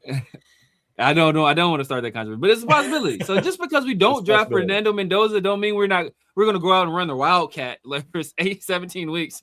We could get other quarterbacks. But I understand, like, the people they have what do they call it when an animal first loves you? Was it imprinted? They've imprinted themselves on Fernando Mendoza. So now they have this that puppy. Oh my God! Now they want to take him home. Now we gave him a name already.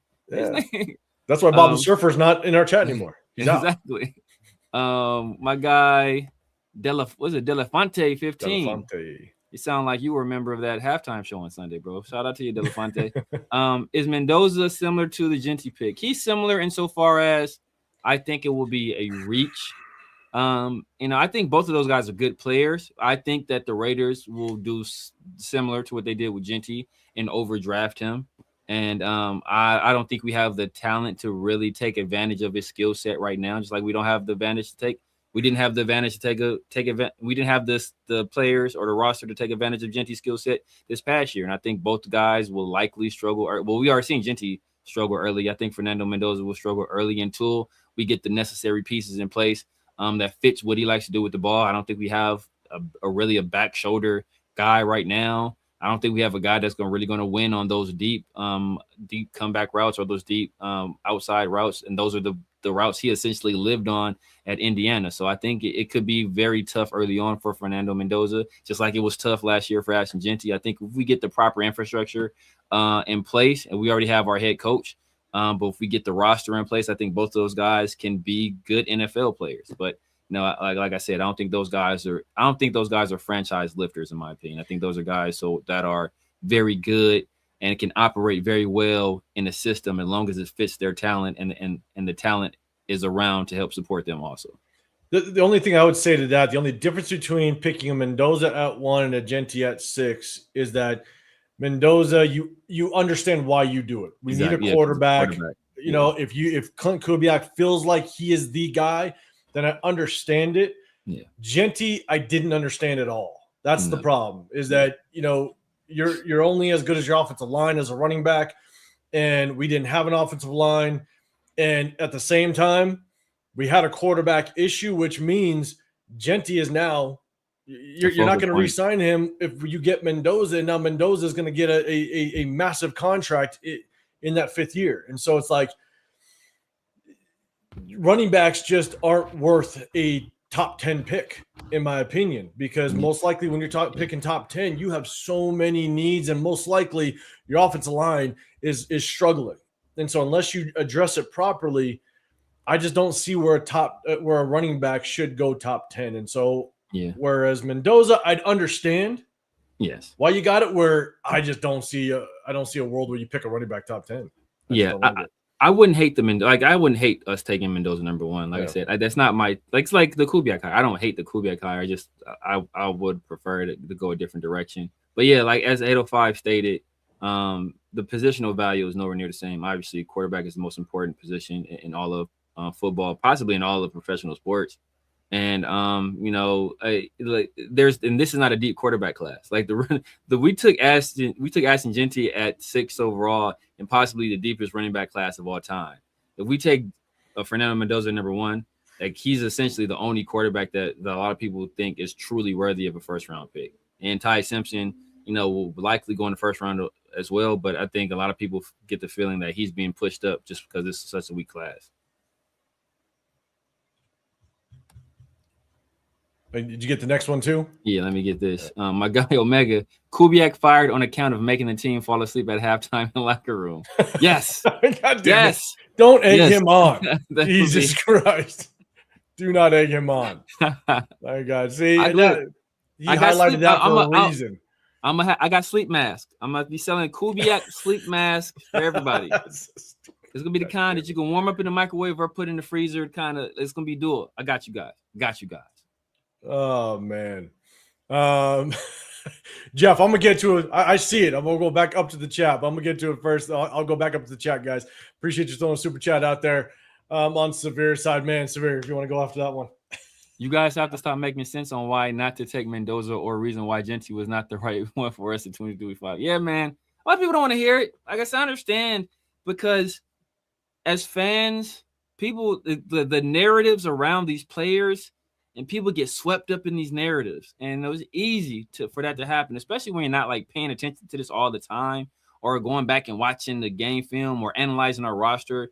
A lot of people don't do this all the time. So they hear the narratives and they hear how great somebody is, and they had a great success in college and it's a great story and everybody's talking about them. So it's easy to get wrapped up in that, and sometimes you got to deliver the hard truths. And if for people that's not deep in it, like it's hard for them to it's hard to listen to two guys on the internet combat the hours and hours that people like on ESPN or on these other shows, because these names, you say Mendoza, you're going to get eyeballs. Last year, if you said Travis Hunter or Ashton Jeanty, you're going to get eyeballs. So they were the focus of the conversation. So you heard about them all the time. You heard about how great they are because that's what drove engagement.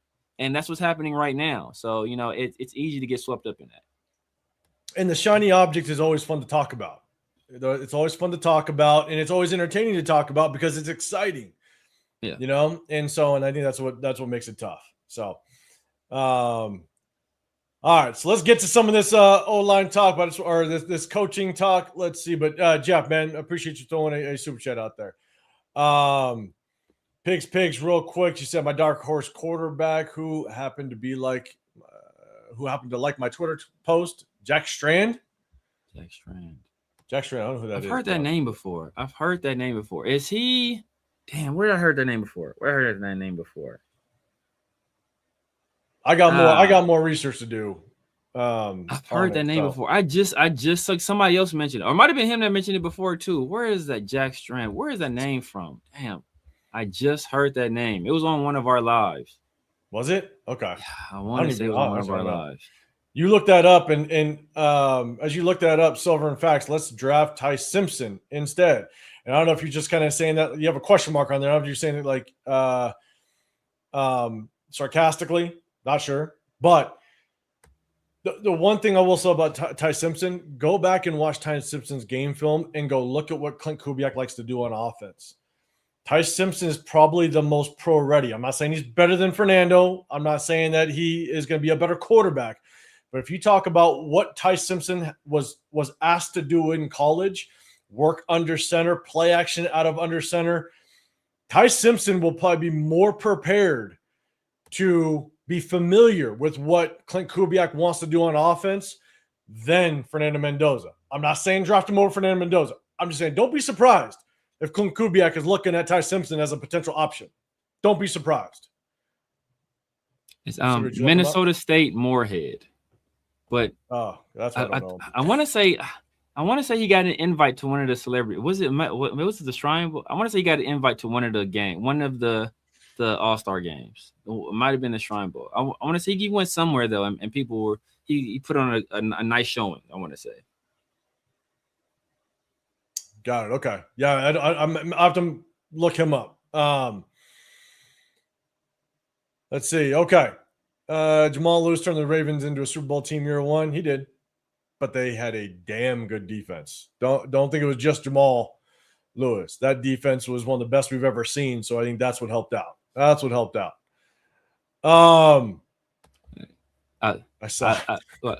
love you too, Yvette. I love you too. I'm sorry. I'm sorry. Let's see. What was it? Hold on. I see. My Eagles fans were pissed about Stoutland leaving. Okay, yeah, we're gonna get back up to it.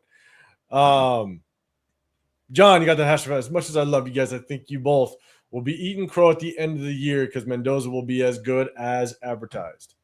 And that's the hope. That's the hope. Anytime I say something negative, the hope is that I'm wrong. Well, but or I critical. guess when you hear me talk about Mendoza. When I say that I have question marks, it doesn't mean I'm saying he can't do it. Like, let's just kind of make that clear, right? I have question marks because he just wasn't asked to do a lot at Indiana that he's going to have to do in the NFL. So the questions just remain: just how effective will he be in the NFL? And it's just a question mark. There's a lot that I do like about Fernando Mendoza. That he's got very good accuracy. But the accuracy is more RPO, very structured throws. And so it remains to be seen how accurate he's going to be on the run when he has to work off platform.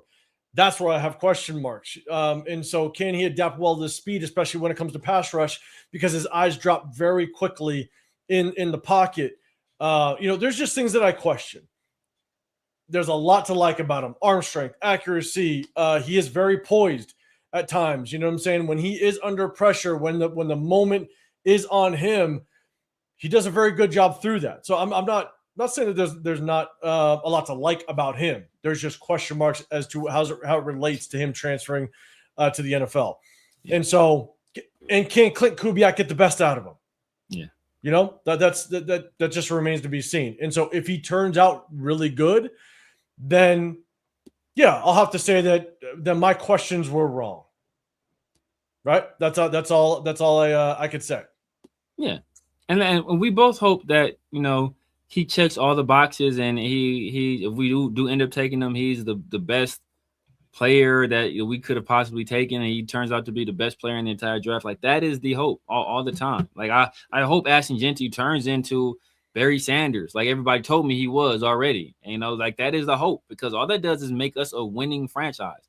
That's what we all ultimately want. We're critical because we want the best for our team, and anytime we don't think they're giving us the best or doing the right thing, that's what we're going to be. We're going to criticize, just like you guys as well, right? You know, sometimes it takes you guys a longer time to kind of get around to those opinions. Like, it took people a long time to come around to me saying that Pete Carroll was a fraud. And, you know, toward the end of the year, everybody was saying, I was probably one of these people saying, like, I don't know if we'll actually fire him, just because the bad precedent we've already set. And by the end of the year, everybody that supported him in the beginning of the year was saying, get his old ass out of there. So, you know, sometimes it takes people along, but you weren't saying it because you were saying that at that point because you thought that's what was best for the team.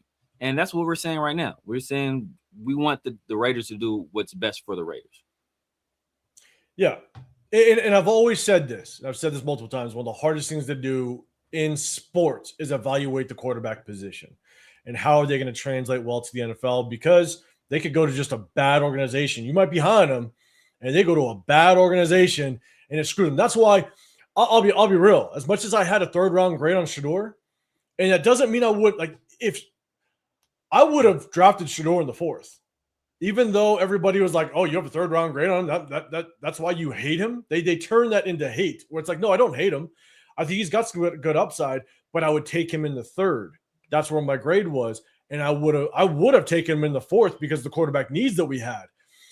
But I think what sucks is, it kind of goes to the example, is I don't know how much we'll know how well Shedeur can do, because guess what? He got drafted to the Cleveland Browns. The Cleveland Browns, it's like getting drafted to the Jets, you know? And so exactly. Even for the people that were like, oh, Shedeur is going to be a damn good quarterback. Or to the Raiders. I'm telling you, like, we are in that conversation. You know, so it's like, that's what really sucks, is for the people that love Shedeur and thought we should have got him at 6, I think it's going to be a struggle to really understand how well he can do, or maybe what his evaluation really was based on the fact that he went to Cleveland. Exactly. But look, it sucks. And the hope with Cleveland, just like the hope with us, is that Cleveland hired Todd Monken. Todd Monken is a guy that obviously they believed in Shedeur in some respect, because they wanted to draft him to Baltimore. So Todd Monken had to have thought somewhat highly of him if they wanted him in that quarterback room. And just like us with Kubiak, we're hoping that, you know, Kubiak is here and he kind of changes the narrative around our franchise, and turns us into a winning organization. You know, kind of like Marvin Lewis changed the narrative about the Cincinnati Bengals, and they went from being a laughingstock to a team that was consistently good. Now they can never get over the hump. And then they hired a young offensive mind in Zach Taylor and got a franchise quarterback in Joe Burrow, and they were able to go to a Super Bowl, and they were, you know, a drop on 3rd down away from potentially winning that Super Bowl. So the hope is that you can hire the right guy and they can implement their scheme and their system and their culture, and it turns your franchise around from being a laughingstock to one of the more consistent teams in the league. Yeah, and look, if we get Mendoza and pair him up with Clint Kubiak, then that's the hope, is that everything is going to line properly, and Clint Kubiak can get the best out of Fernando Mendoza. That is the hope. And so, okay, all right. We're trying not to derail too much, but let's go ahead and remember, if you guys have a question, sometimes I do see some hashtag Raiders. I appreciate it, but we definitely want to kind of keep this thing rolling with the topics. Stoutland, he's out. So let's go to the news that we kind of heard earlier today, and then we'll talk about some of the offensive prospects, names that have been thrown out there. And so This is from Jeremy Fowler earlier today. If you guys can read it, I will definitely I'll try to blow it up a little bit. So the Seattle Seahawks are interviewing 4 in-house candidates: Andrew Janocko, Jake Peets, I think it's Peets, Justin Otten, and Mac Brown, Thursday and Friday for the offensive coordinator position. Per sources, head coach Mike Macdonald taking a hard look internally for Clint Kubiak replacements. The reason why this is, I think, a pretty big deal is because there's so many names on that Seattle coaching staff that on the offensive side that they think Clint Kubiak is going to bring in. And the thing that is tough is if Clint Kubiak wants to bring some of these guys in, for example, right? If Andrew Janocko, which is the quarterback coach over there, if he ends up taking that offensive coordinator position, what's the likelihood of him holding and retaining some of these guys that are tied to us because of Clint Kubiak? He might keep those guys in-house. You know, one of the things that you might want to see is if it doesn't work out and Mike Macdonald can't bring in one of these offensive guys currently on the Seattle Seahawks coaching staff, then he's going to bring somebody on the outside that's most likely to want to bring in his own guys. And all these guys might become available, and now you can just swoop them up. And so we definitely got to pay attention to kind of what happens with this coaching position over with the Seattle Seahawks. So with that being said, let's jump over to some of the names. And so, guys, chat, let me know. Hit that hashtag Raiders. Is there a name on here that you really want to see come over here for the offensive coordinator job? First and foremost, I think Andrew Janocko was first kind of tied to Clint Kubiak being the quarterback coach over there with the Seattle Seahawks. And so, but now we know he's now possibly getting interviewed for that offensive coordinator job, which is tough. Because if Andrew Janocko comes over here, he's not calling plays. No. If he takes that OC job over with the Seattle Seahawks, now he's calling plays. And so that's a true offensive coordinator position over at Seattle. So it definitely might throw a wrench into some things. And so I think, John, let's see. Silver and Facts, you're saying it'll be if Kubiak's by Tech Brady click with Fernando during interviews. If he does, yeah, it's all about if they like him, let's do it. Bring him in. I'm with you. John Fallon, I think we get Andrew Janocko at a minimum. We'll see how that interview process goes. I think they're all interviewing on Thursday. I think that's what that report said. And so probably by Friday, we might start getting some news as to how they're filling that staff over there with the Seahawks. So TP. Remember when the Seahawks body slammed your team? Okay, appreciate it. So remember when we beat you guys in overtime? If you're a Seahawks fan, Josh Jacobs did work. Exactly. I got a decent memory too. I'm just sometimes. Raquel, I want their offensive line coach. Let's see.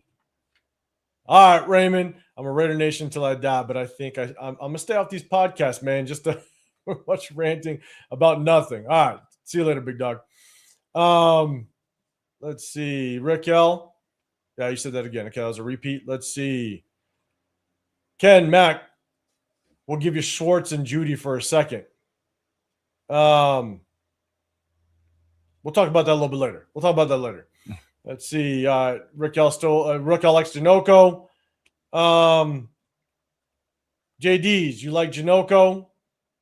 Big John, you just want all of them? Hey, I like you on the positive side. I like it. Just bring them all in. I like it. He just wants to find a suitable replacement for Clint Kubiak when he gets fired following 2026 season. He wants a guy in-house ready to go. He just wants everybody from Seattle, so maybe Pete Carroll comes back. I think that's what exactly. So, first, John Benton, offensive line coach. You got Janocko, quarterback coach. You got Thomas Brown, which is currently the passing game coordinator for the Patriots. So just keep that in mind. You got Ronald Curry. Curry is the quarterback's coach over with the Bills. We got Jake Peets, the passing game coordinator. And we have Justin Otten, which is the run game coordinator over with the Seattle Seahawks. And so, yeah, I think the biggest name right now that's connected to us is Andrew Janocko. Severe, any thoughts on anybody else on this list that you possibly would want to bring in? I'm looking at Jake Peets. He's a guy that he worked for us previously. He was here. I think when Carr had his best year, I think he was a couldn't have been a quarterback's coach. I think he was assistant quarterback's coach. I think he was working under Coach DeFilippo, or not DeFilippo, under Todd Downing. Under not Todd, yeah, Todd Downing, right? Yeah, under Todd Downing, when he was here as our offensive or as our quarterback's coach, and then I think he was quarterback's coach the very next year when Todd Downing took over from Musgrave as the offensive coordinator. So he's a guy that has some ties to the organization. Obviously he's worked in Seattle as well. I think before that he spent some time with the Rams, like 2 or 3 years with the Rams. Like anytime we can get a guy that has some of that McVay magic, over there, I would love to have like some that of magic. that. Man, you'd love to have some of that. Just about all his coaches, it's been gold, for the most part. And I think it's a different situation because obviously you look at Zach Robinson, that really didn't work out well for Atlanta. But Zach Robinson was pushed into a play calling into play calling duties very early on. Obviously being the offensive coordinator for Raheem Morris. So I think it's a little bit of a different situation here for Peach because we all know that Clint Kubiak is going to be the guy that's calling all the plays. So he'll just be there essentially in a support role. I think he is the pass game coordinator right now for Seattle, if I'm not mistaken. Jake Peets. Yeah, I think so. Right. Yeah, he's the pass game coordinator right now for them. So I think that's a solid move. I think Janocko is a hard sell just because he's been around with Kubiak. He's followed him essentially at every stop. Right. But now he has a realistic shot at being the offensive coordinator and being able to call plays and kind of separate himself. And so I think that's a little bit of a tougher sell. And he has a Super Bowl team, right? You get the chance to take over and be offensive coordinator and play caller for a Super Bowl team. Like if you're given that opportunity, it's kind of hard to pass that up. I'm with you. Yaya, you like Janocko. Pigs. Carr spoke highly of Janocko. He was over there with the Saints. Yeah, he did. Yvette, you like Benton coming over? Let's see, Chaya. I want all Kubiak guys Kubiak brought into Seattle if possible. A lot of these guys came over with Kubiak to Seattle. Let's see. Chaya, we need to pay him what it takes. Some people are motivated by money, but some people are motivated by opportunity as well. And I think that's because as I previously stated and Severe just stated, it's tough because now that Janocko has an opportunity to be that premier play caller. And like Severe said, you got a Sam Darnold. You got a JSN. If they bring back Kenneth Walker, you got weapons to work with. You got yourself a good offensive line over there. And so the question is how much are you motivated to be the guy, be the play caller, showcase what you have, bet on yourself with that opportunity. And where does that lead you? The next step is possibly head coach if you can make something happen. And so, yeah, I agree. I think that definitely throws a wrench into everything. And John Benton, it's going to be very interesting to see if Janocko gets the offensive coordinator job. Does John Benton stay there, or does John Benton follow Clint Kubiak? That would be very interesting. I'd love to see John Benton come over here. I'd love to see us grab literally the best offensive line coach we can find out there with just the debacle and chaos that we had last year. But will we get lucky and John Benton follows Kubiak one more time? I'd love to see it happen. Thomas Brown and Ron Curry, I think it's just tough. With Thomas Brown he is the passing game coordinator with the Patriots. I don't know enough about him to really know and understand, would he be a good just pseudo, offensive coordinator over here? Not sure. Ron Curry. So to Thomas Brown? Yeah.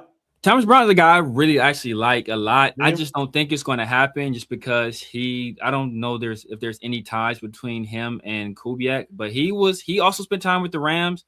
He was actually the assistant head coach for the Rams when they won the Super Bowl. So he spent like 2 or 3 years assistant head coach for the Rams.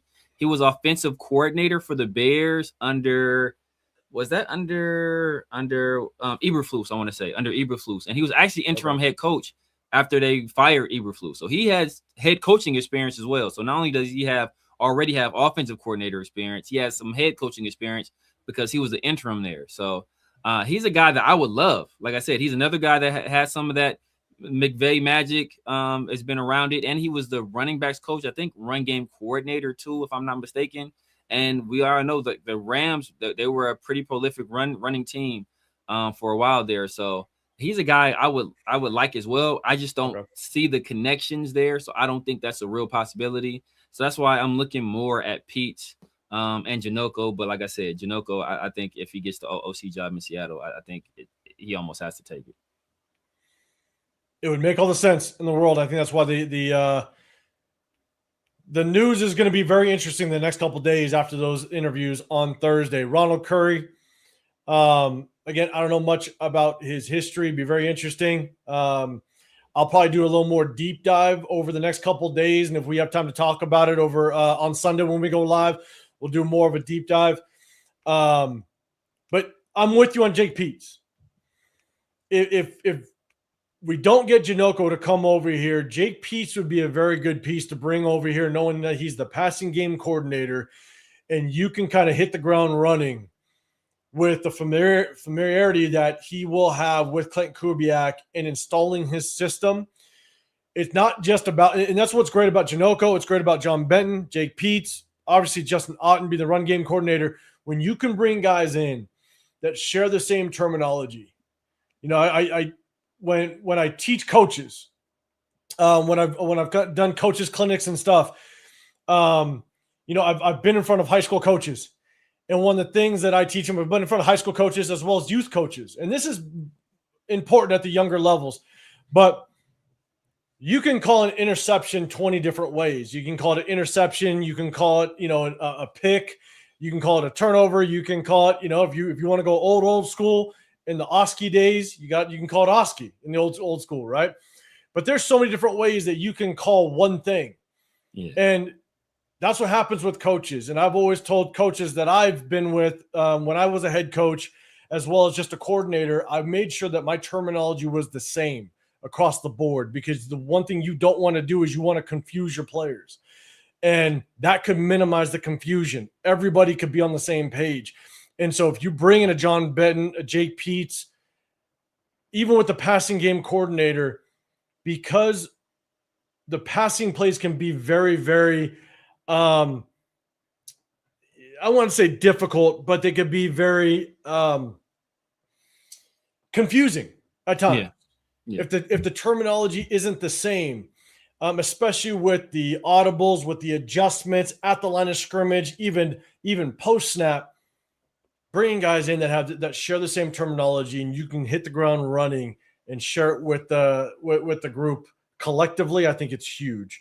And so Jake Peets coming in, I think would be massive. John Benton would be massive.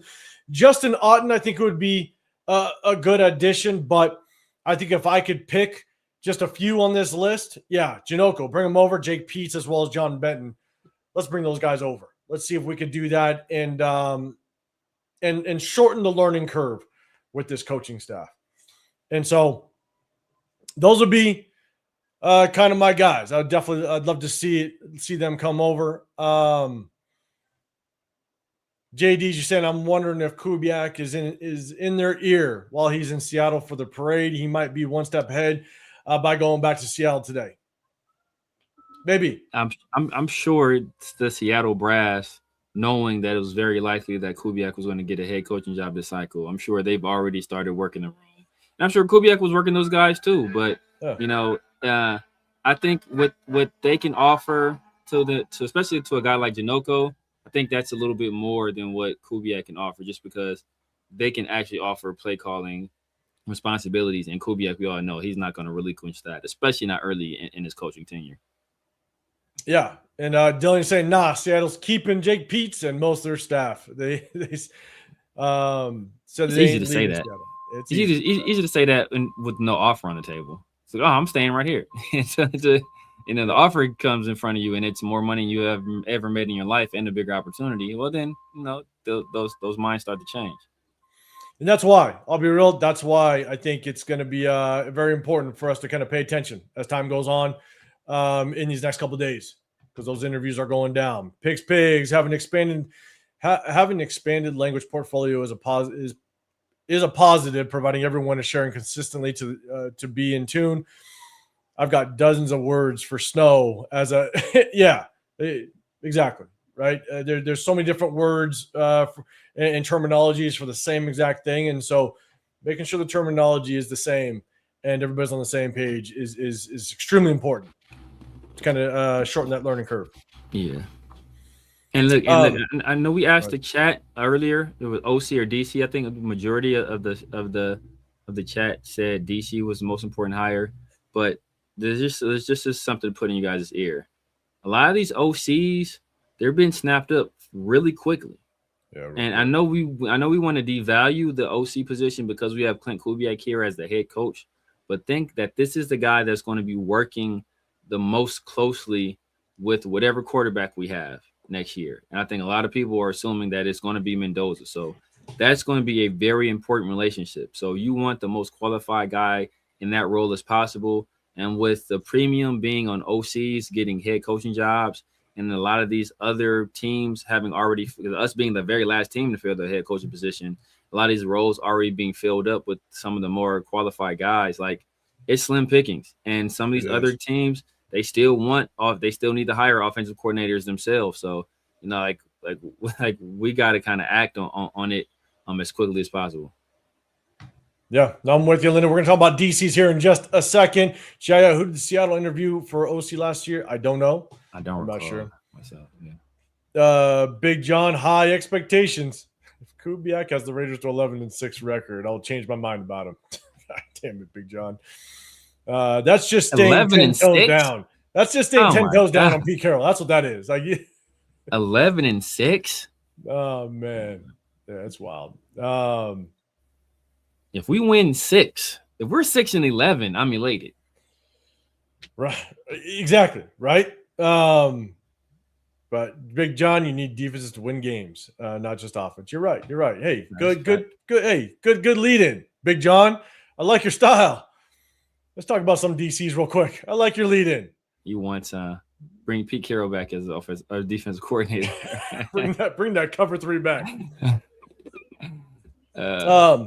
Okay, look, it's going to be very interesting to see just kind of what route he takes, honestly. I know a lot of people, that one of the reasons why we took a look at the existing coaching staff, Robbie Leonard is there. And a lot of people have talked about Robbie Leonard possibly being the defensive coordinator. Mm-hmm. And so, guys, let me know if you would be open to Robbie Leonard being a defensive coordinator for this team. Chat, let me know. Hit that hashtag Raiders. I just want to see what you guys think about it. So, look, Jim Schwartz is still out there, and there's constantly reports I'm seeing. It's just reports, okay, that they're trying to tie us to Jim Frazier. Like they're basically predicting that if Jim Schwartz does coach, that the Raiders would be the best spot for him. It's just reports. You still got to trade for him. I'm also seeing reports that Cleveland is basically saying they're not letting him go. So we'll see how it plays out. Guys, let me know your thoughts on Jim Schwartz. Severe. Quick thoughts on Jim Schwartz. Snowball meets hail, basically, is what I'm thinking right now. I mean, Cleveland's going to play hard ball because Jim Schwartz is playing hard ball, so they're not going to let him go easily. And I think it's very likely that Jim Schwartz sits out the entire year. I'm thinking that's what's likely going to happen. He sits out the entire year. Once Cleveland kind of moves on, I think at that point cooler heads prevail, and then they can make a deal for Jim Schwartz and whoever he wants to go to. I think they'll be able to make that deal at that point. But right now, like the way he left Cleveland, I'm sure they're in no rush to let him go somewhere else. Yeah, no, I'm with you, and they're gonna. I'm sure they'll play hardball a little bit. Real quick, go to Isaiah. You're no good on Leonard. Isaiah, we'll talk about Scott here in just a second. So I'll go back to your comment. Pigs. I assume Rob has learned a lot from PG. Let him interview for sure. That'd be interesting if they did let him interview. Let's see. Dominique 5. I know this is crazy and there is no connection, but what about Rex Ryan as DC? He can be head coach of the defense and be the rah-rah coach. I'm okay on Rex Ryan. Yeah, same. I know he was a part of this coach. I know he was a part of this coaching staff for a little bit, but I don't want to bring Rex Ryan in. That wouldn't be one of my choices, in my opinion. And I think Severe, you just agreed to that. Yeah. JD's just saying I'd be open to it, but would rather have someone more qualified. You talking about Peach? Is that what you're talking about? Maybe. Not sure. Or he's responding to Dominic 5. Because Rex Ryan would be qualified. He would defensive coordinator in the league for. I mean, I think right now he's linebackers coach for SC. Or is it Rex Ryan? Oh, Rex, not Rob. Rex. Yeah, Rex is. I mean, he's been out of the game for a while though. So yeah, he's been a broadcaster for a while. Yeah, I was thinking Rob Ryan. My bad. Yeah. Yeah, Rex Ryan. Yeah, he's been what, analyst for a while now. Yeah. I don't know how that would. I don't know how somebody with a foot fetish would play after the whole Christian Jesus. I don't know how that would play. Let's see. Yeah. Let's see. Schwartz won't come because we're trading Maxx. Okay. You're just pissing people. I don't think he'd come if we're keeping Maxx. I don't think it matters. Right. Seven Suns. Schwartz will sit the year unless they can swing a player pick trade with the understanding that Schwartz signs with the Raiders. But they should definitely make a play for him. That'd be a pretty damn good coaching staff. You can get Schwartz over here. I don't think anybody can deny that. Just be interesting to see if he'd even come over here. Yeah. Let's see. Oh, JG's okay. You're talking about Rob Leonard. Oh, okay. Got it. Okay. So that makes more sense. Yes. Yeah. Perfect. Exactly. Yeah. I know. And I completely agree. Then I completely agree with your statement from before. Exactly. I'm with you. Yeah. What about Wink Martindale? Where's he at right now? Is he still in college in Michigan? No, because they hired Kyle Whittingham. Where he's likely going to go. Where's he going? Guess where he's going. Just take a wild guess as to where he's going. Why I would have to grant him take a wild guess why I'm smiling about where he's going. Likely. I don't think it's confirmed yet. Certain person. He's likely going to the Cardinals. You think so? That's the rumor. Yes, that's the rumor. That's the rumor? Oh, yep. Man. Likely going to the Cardinals. I mean, he'd be a good one. Obviously, more experience than you ever would want out of a defensive coordinator. Yeah. That would be a hell of a pickup. Now, if he doesn't go to the Cardinals, real quick, I mean, what's your thoughts on Wink Martindale? Would you want to bring him in? Oh, I love Wink Martindale. I mean, he was with us for a while. I know he was a linebackers coach for a few years.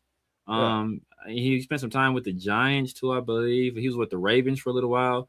Wink is dope. Wink is dope. But like I said, I don't think he's coming back here. And from what I'm hearing, he's all but essentially got the job with Arizona.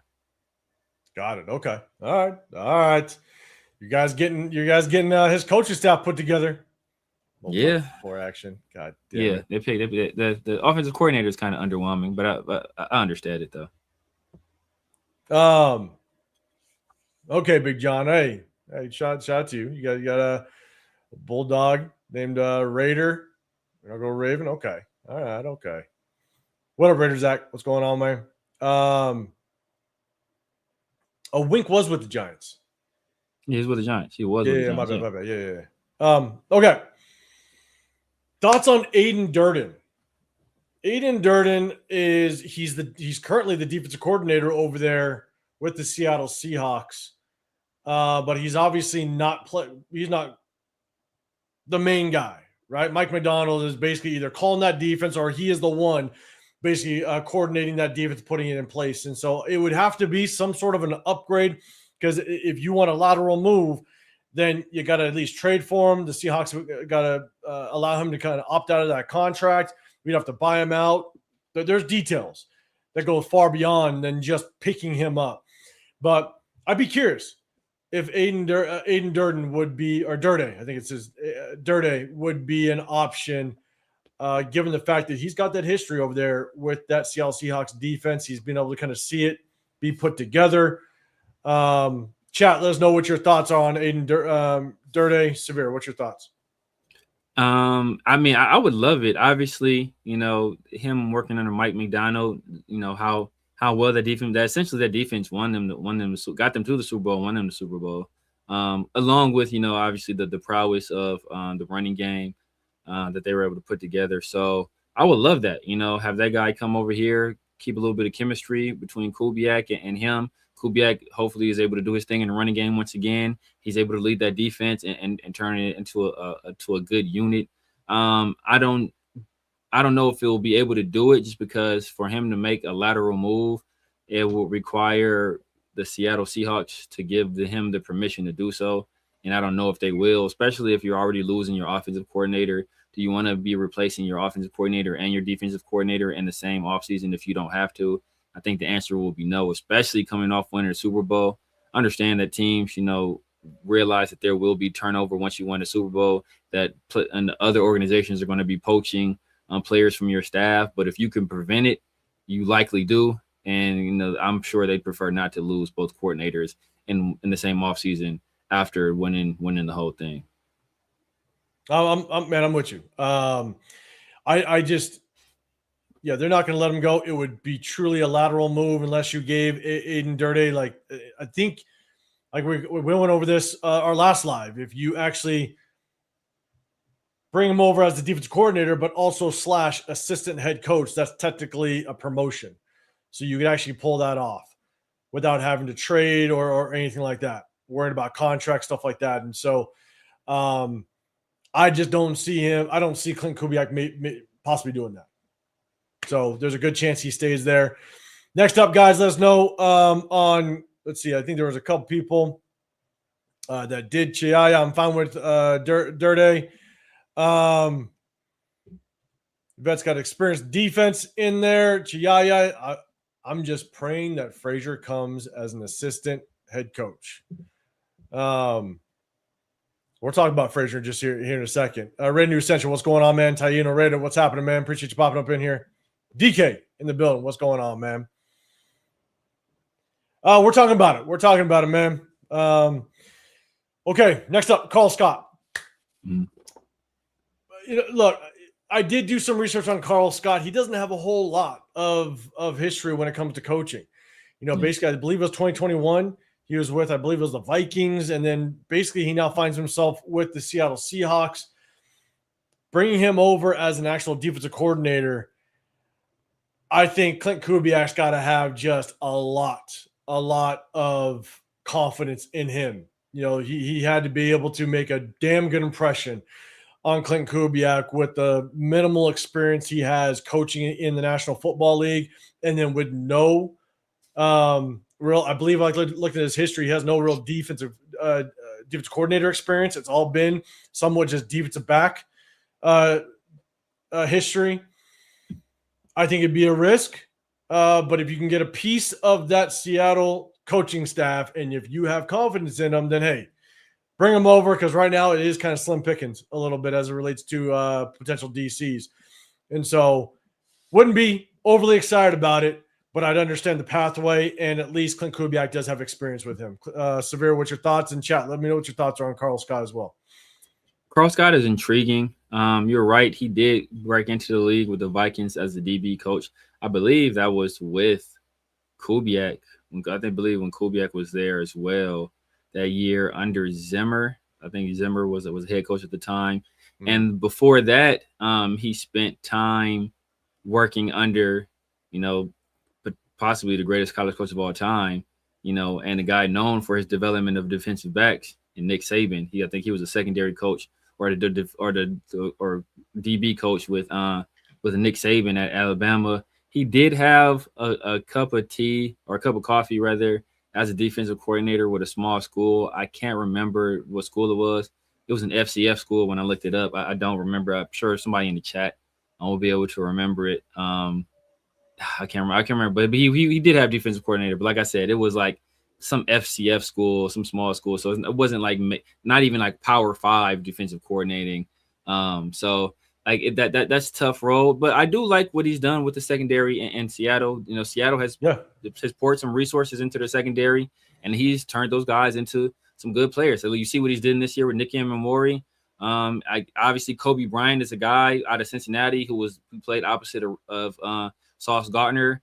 You see what he's done with Devin Witherspoon is another guy that's played well. Tariq Woolen is a guy that kind of had a little bit of a down year last year, recovered nicely this year. So I like what he's doing there. And when Mike McDonald came onto the staff there with Seattle, one of the few people he kept on the defensive side of the ball was Carl Scott.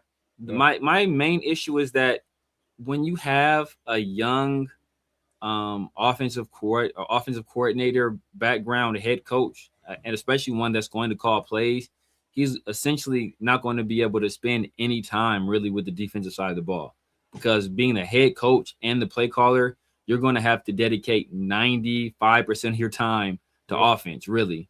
So you have to have somebody in there on the defensive side of the ball that you trust to be able to run the show with very little supervision. You're essentially hands off on that side of the ball.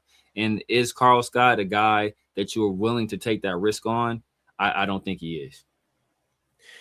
No, I'm with you, and I think this is where it kind of flows into the next guy, to be honest with you. And it's Leslie Frazier. Yeah. And you got Leslie Frazier. You got two things with him. Clint Kubiak's got history with him. Leslie Frazier was over there when Clint Kubiak was in Minnesota. Yeah. You know what I'm saying? And Leslie Frazier with Seattle is the assistant head coach over there. You know, and so Leslie Frazier has obviously plenty of defensive coordinator history. He's going to come in. He's going to understand what he wants to do. Now, am I a big fan of bringing in Leslie Frazier? I don't know if I'm the biggest fan of bringing him in as a defensive coordinator. But to your point, Severe, if Clint Kubiak is calling plays, coordinating that offense, and being the head coach, he's got to bring in a defensive coordinator that he basically can kind of let go, and you got 90% of that defense. Like, there's not going to be any micromanaging. It's basically, hey, I trust you to go take that defense and you do work. And I think that's one person he can kind of trust because of his history, is let Leslie Frazier do work. Now, again, I don't know if I'd be the biggest fan of it, because I don't know if I trust Leslie Frazier to dial up a damn good defense. Yeah. But it would probably make the most sense. So, chat, let us know what your thoughts are on Leslie Frazier. Obviously, it's slim pickings at this point. There's not a whole lot out there to really choose from, but let me know your thoughts on Leslie Frazier, if you would be mad at bringing him as the defensive coordinator. Severe, what's your thoughts?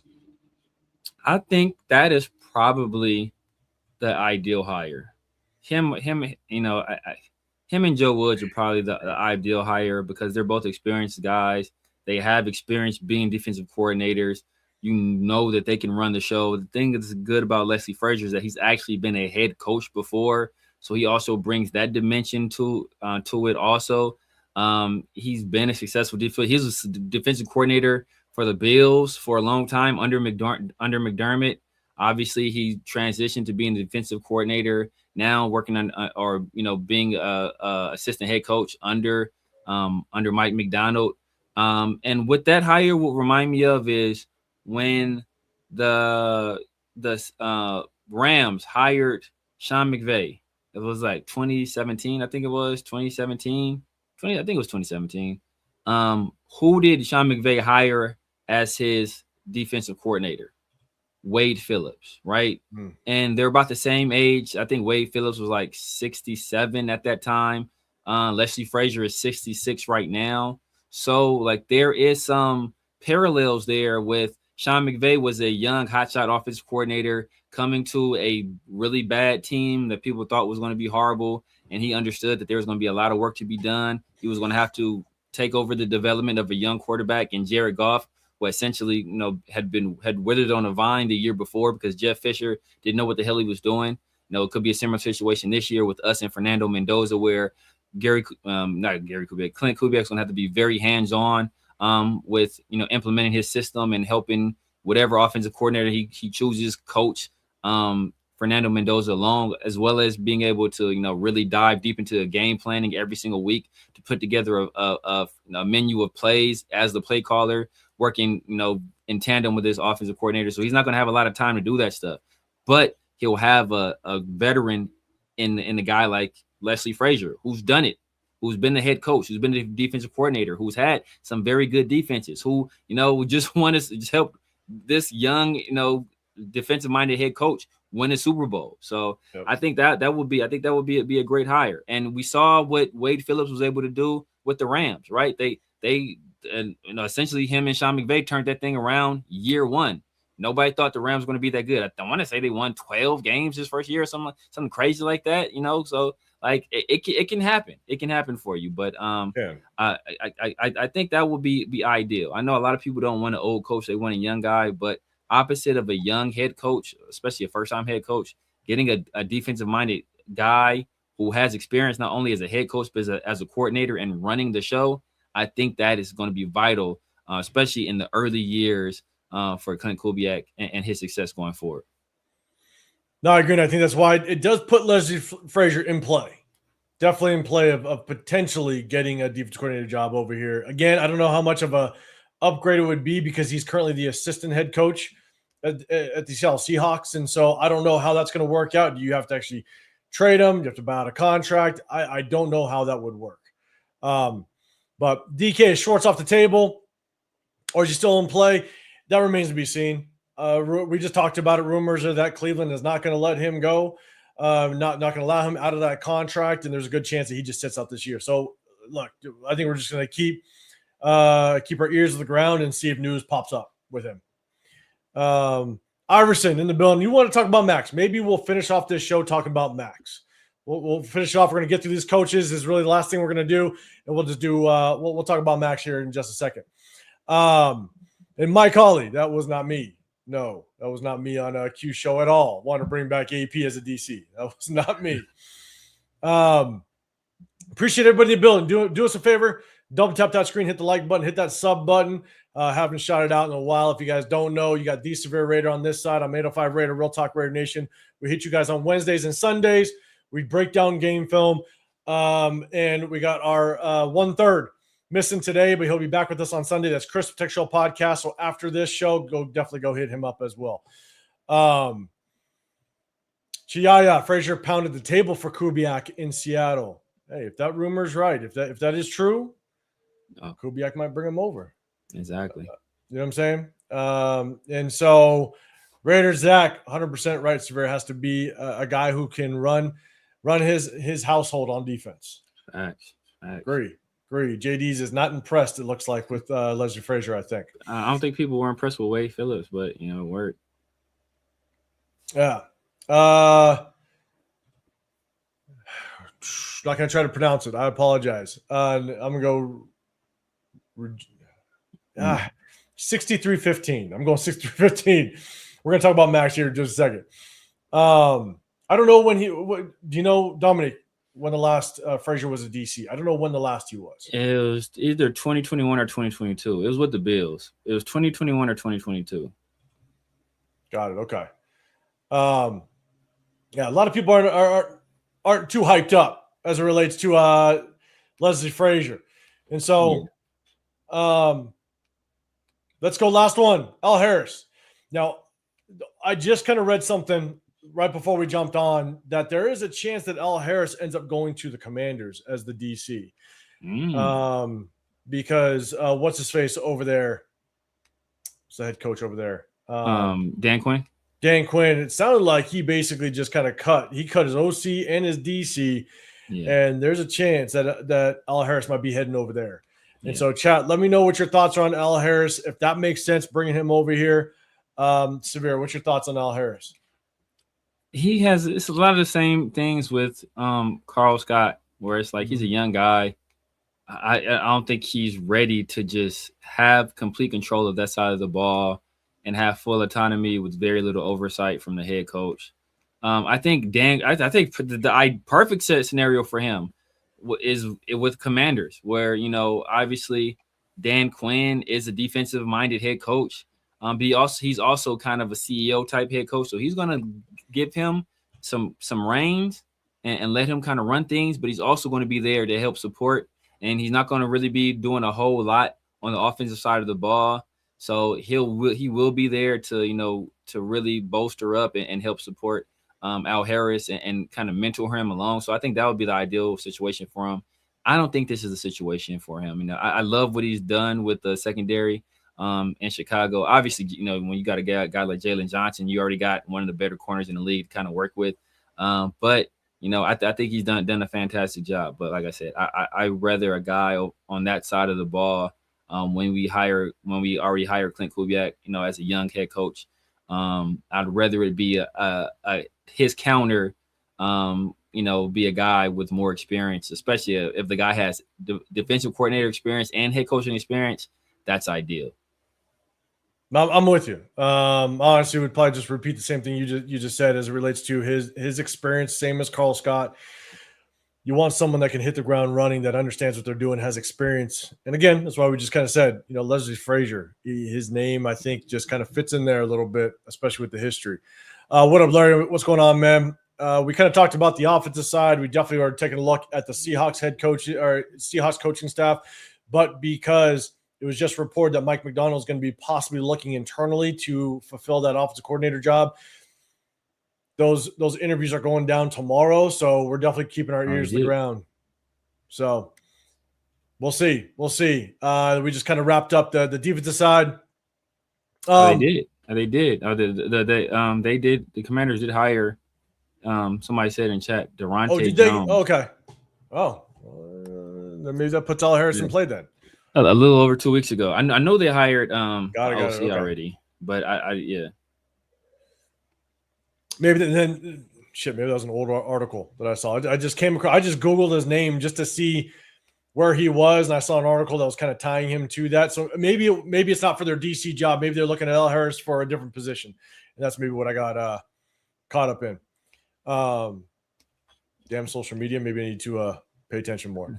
Okay, so let's go back to the big screen. We're gonna end it with this because this was kind of the hot topic, and we'll end it. Shout out to I forget who it was that asked the question. Chat, let me know. Is it time? Well, we're not going to spend too long on this. We've been on here for over 2 hours so far, but definitely double tap that screen. Chat, is it time to consider? I'm not saying do it now, right? Is it time to consider trading Maxx Crosby? Chat, let us know if you're all for it, if you're completely against it. Let us know. Severe man, what's your thoughts on the possibility of trading Maxx Crosby? I've been all for it, man. I've been all for it. It's not like I just want Maxx out the door because I don't like him as a player. Maxx is my favorite player on the Raiders, right? He's the second best player behind AJ Cole. So I want Maxx on the team, but I just thought it doesn't make a lot of sense. It doesn't make a lot of sense. It doesn't make a lot of sense now. It doesn't make a lot of sense in the future.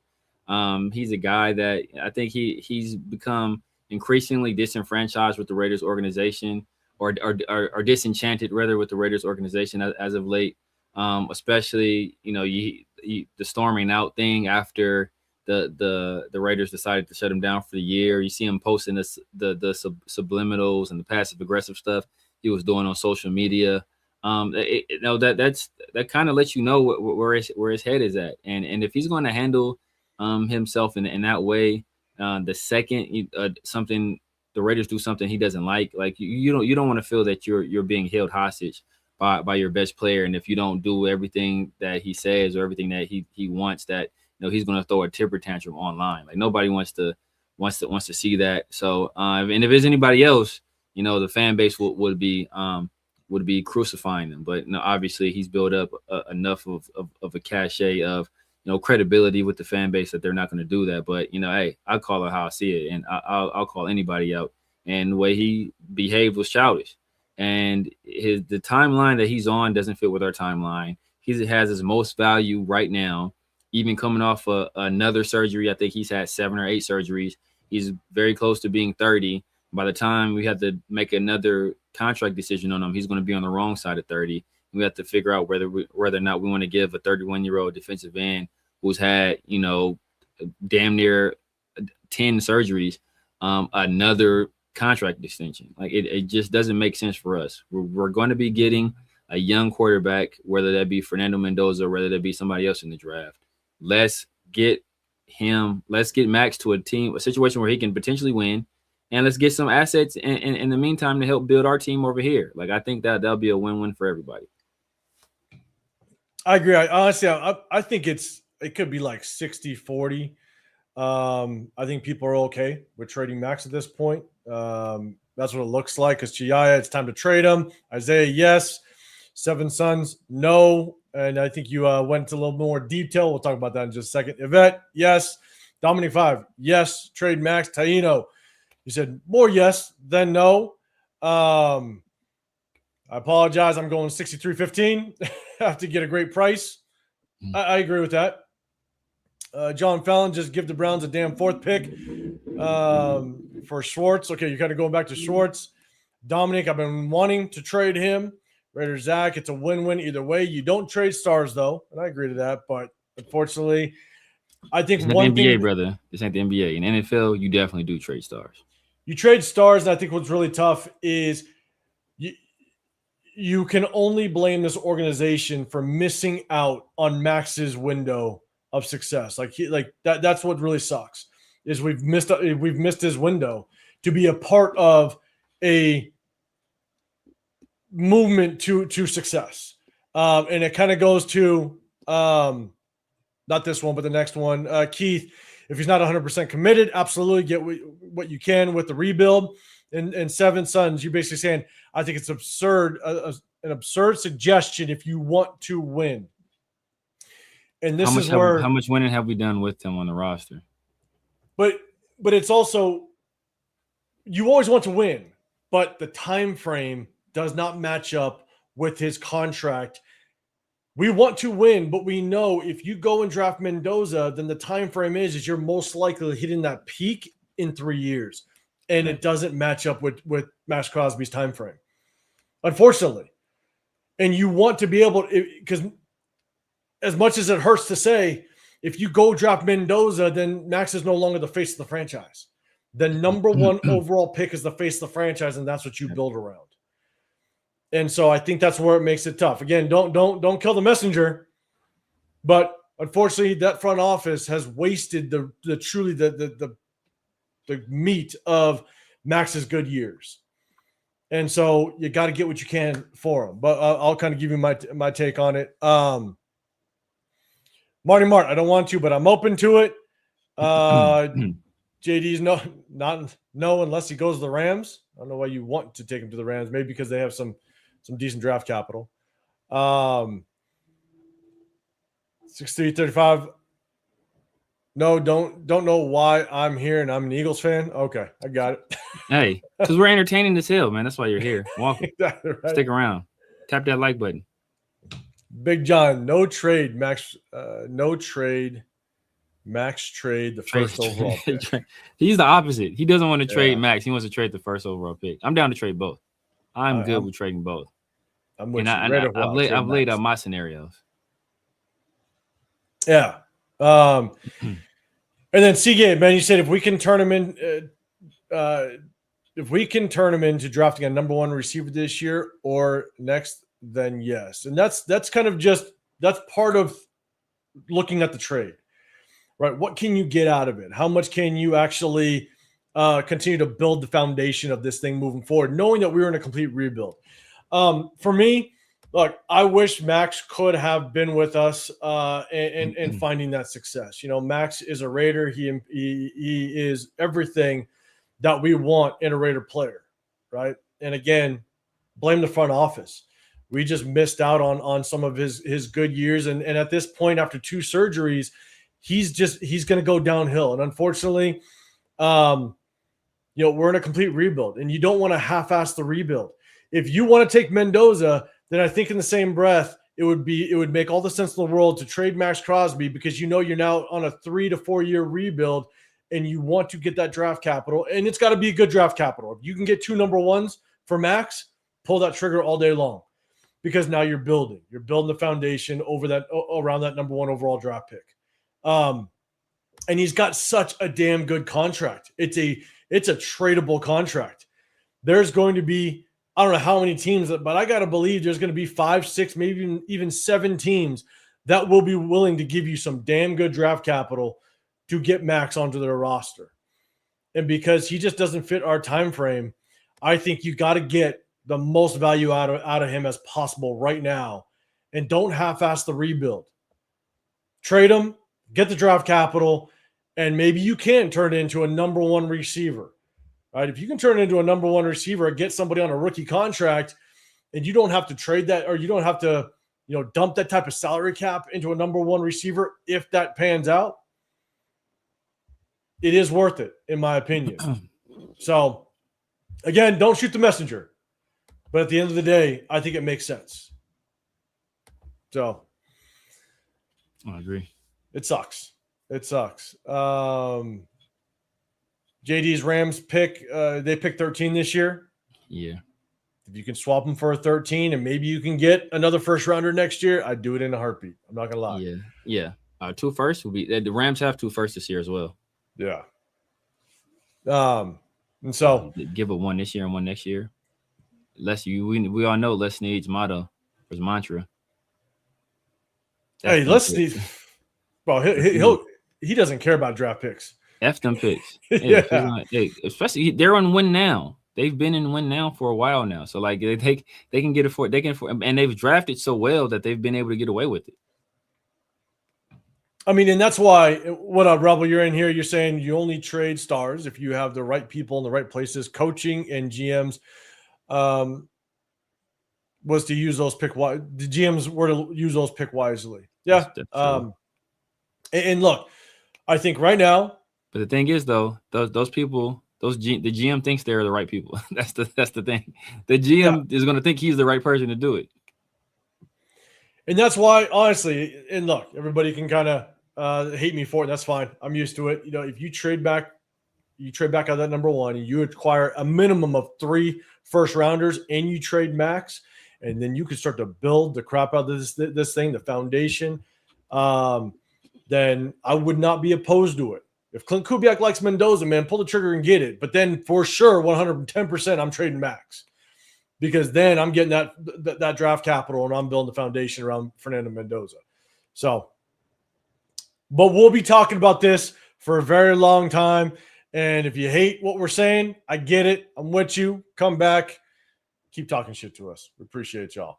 So, hey, we've been on here for over, almost 2.5 hours. We're going to get out of here. Check it with us on Sunday, because we're going to go over some game film of Clint Kubiak's offense in the Super Bowl. The more and more I'm watching Clint Kubiak, he kind of gives you a little bit of insight as to what he likes to do on offense. And then we can kind of take a look at how does that match up with the personnel that we have currently in the building, and who should we target moving forward in free agency? So definitely tap in with us on that. On Sunday, we're going to go over some game film. So double tap that screen before we get out of here. We appreciate it. Severe, let everybody know what you got going on throughout the week and how they can find you. You guys know what it is, man. The Severe Raider here on YouTube, X, IG, Snapchat, TikTok, basically everywhere. The Severe Raider. Holla at your boy. Sundays and Wednesdays, man, the Raider War Room. My guys, Christian Protect the Shield and 805 Raider. Tuesdays and Thursdays, my boy PharoahNFL over there with the 50-50 show and Around the Shield. Tap in with me, man. Hey, I try to keep things interesting, keep it live, keep it funny. I'm always going to give y'all my honest opinion, man. Some people like it, some people don't, man. But, I'm always going to keep it 100% real. You're always going to know where I stand. Absolutely, man. After this, go over to Chris Protect the Show podcast. He's 1/3 of the Raider War Room. He rocks with us. He has some stuff going on today. So shout out to him. Oh, man. Hey, Raider Nation 510 in the building, man. I wish you could have been here in the beginning. You would give some great takes, Raider Nation 510. Always love it. Did he want to trade down or not? I don't know if that was sarcastic or not. I'm just not sure. I didn't even read the comment. I was just saying what's up to him. Yeah, guys, definitely tap in. Hey, we're going to get out of here. Tap with us on Sunday. But I think Jeff and Leo and all those guys, they're live right now as well. Definitely go tap in with them. Check out their live. They're always throwing some good content to you guys as well. Also, go check out Rebel as well. He's always throwing content for you guys, man. So always good to get different perspective. Look, we're not the end-all, be-all, but we definitely will give it to you as real as we possibly can. And not gonna lie, most of the time it works out our way. I'm just letting you know. So hey, enjoy it. Do me a favor, double tap that screen, hit the like button, hit the sub button, check in with us on Sunday. Also hit that notification bell because we'll hit you with a random live if news does drop. So we appreciate y'all. Hey, have a great rest of your week. Have a great start to your weekend. We'll see y'all on Sunday. We're out of here. Peace. Peace.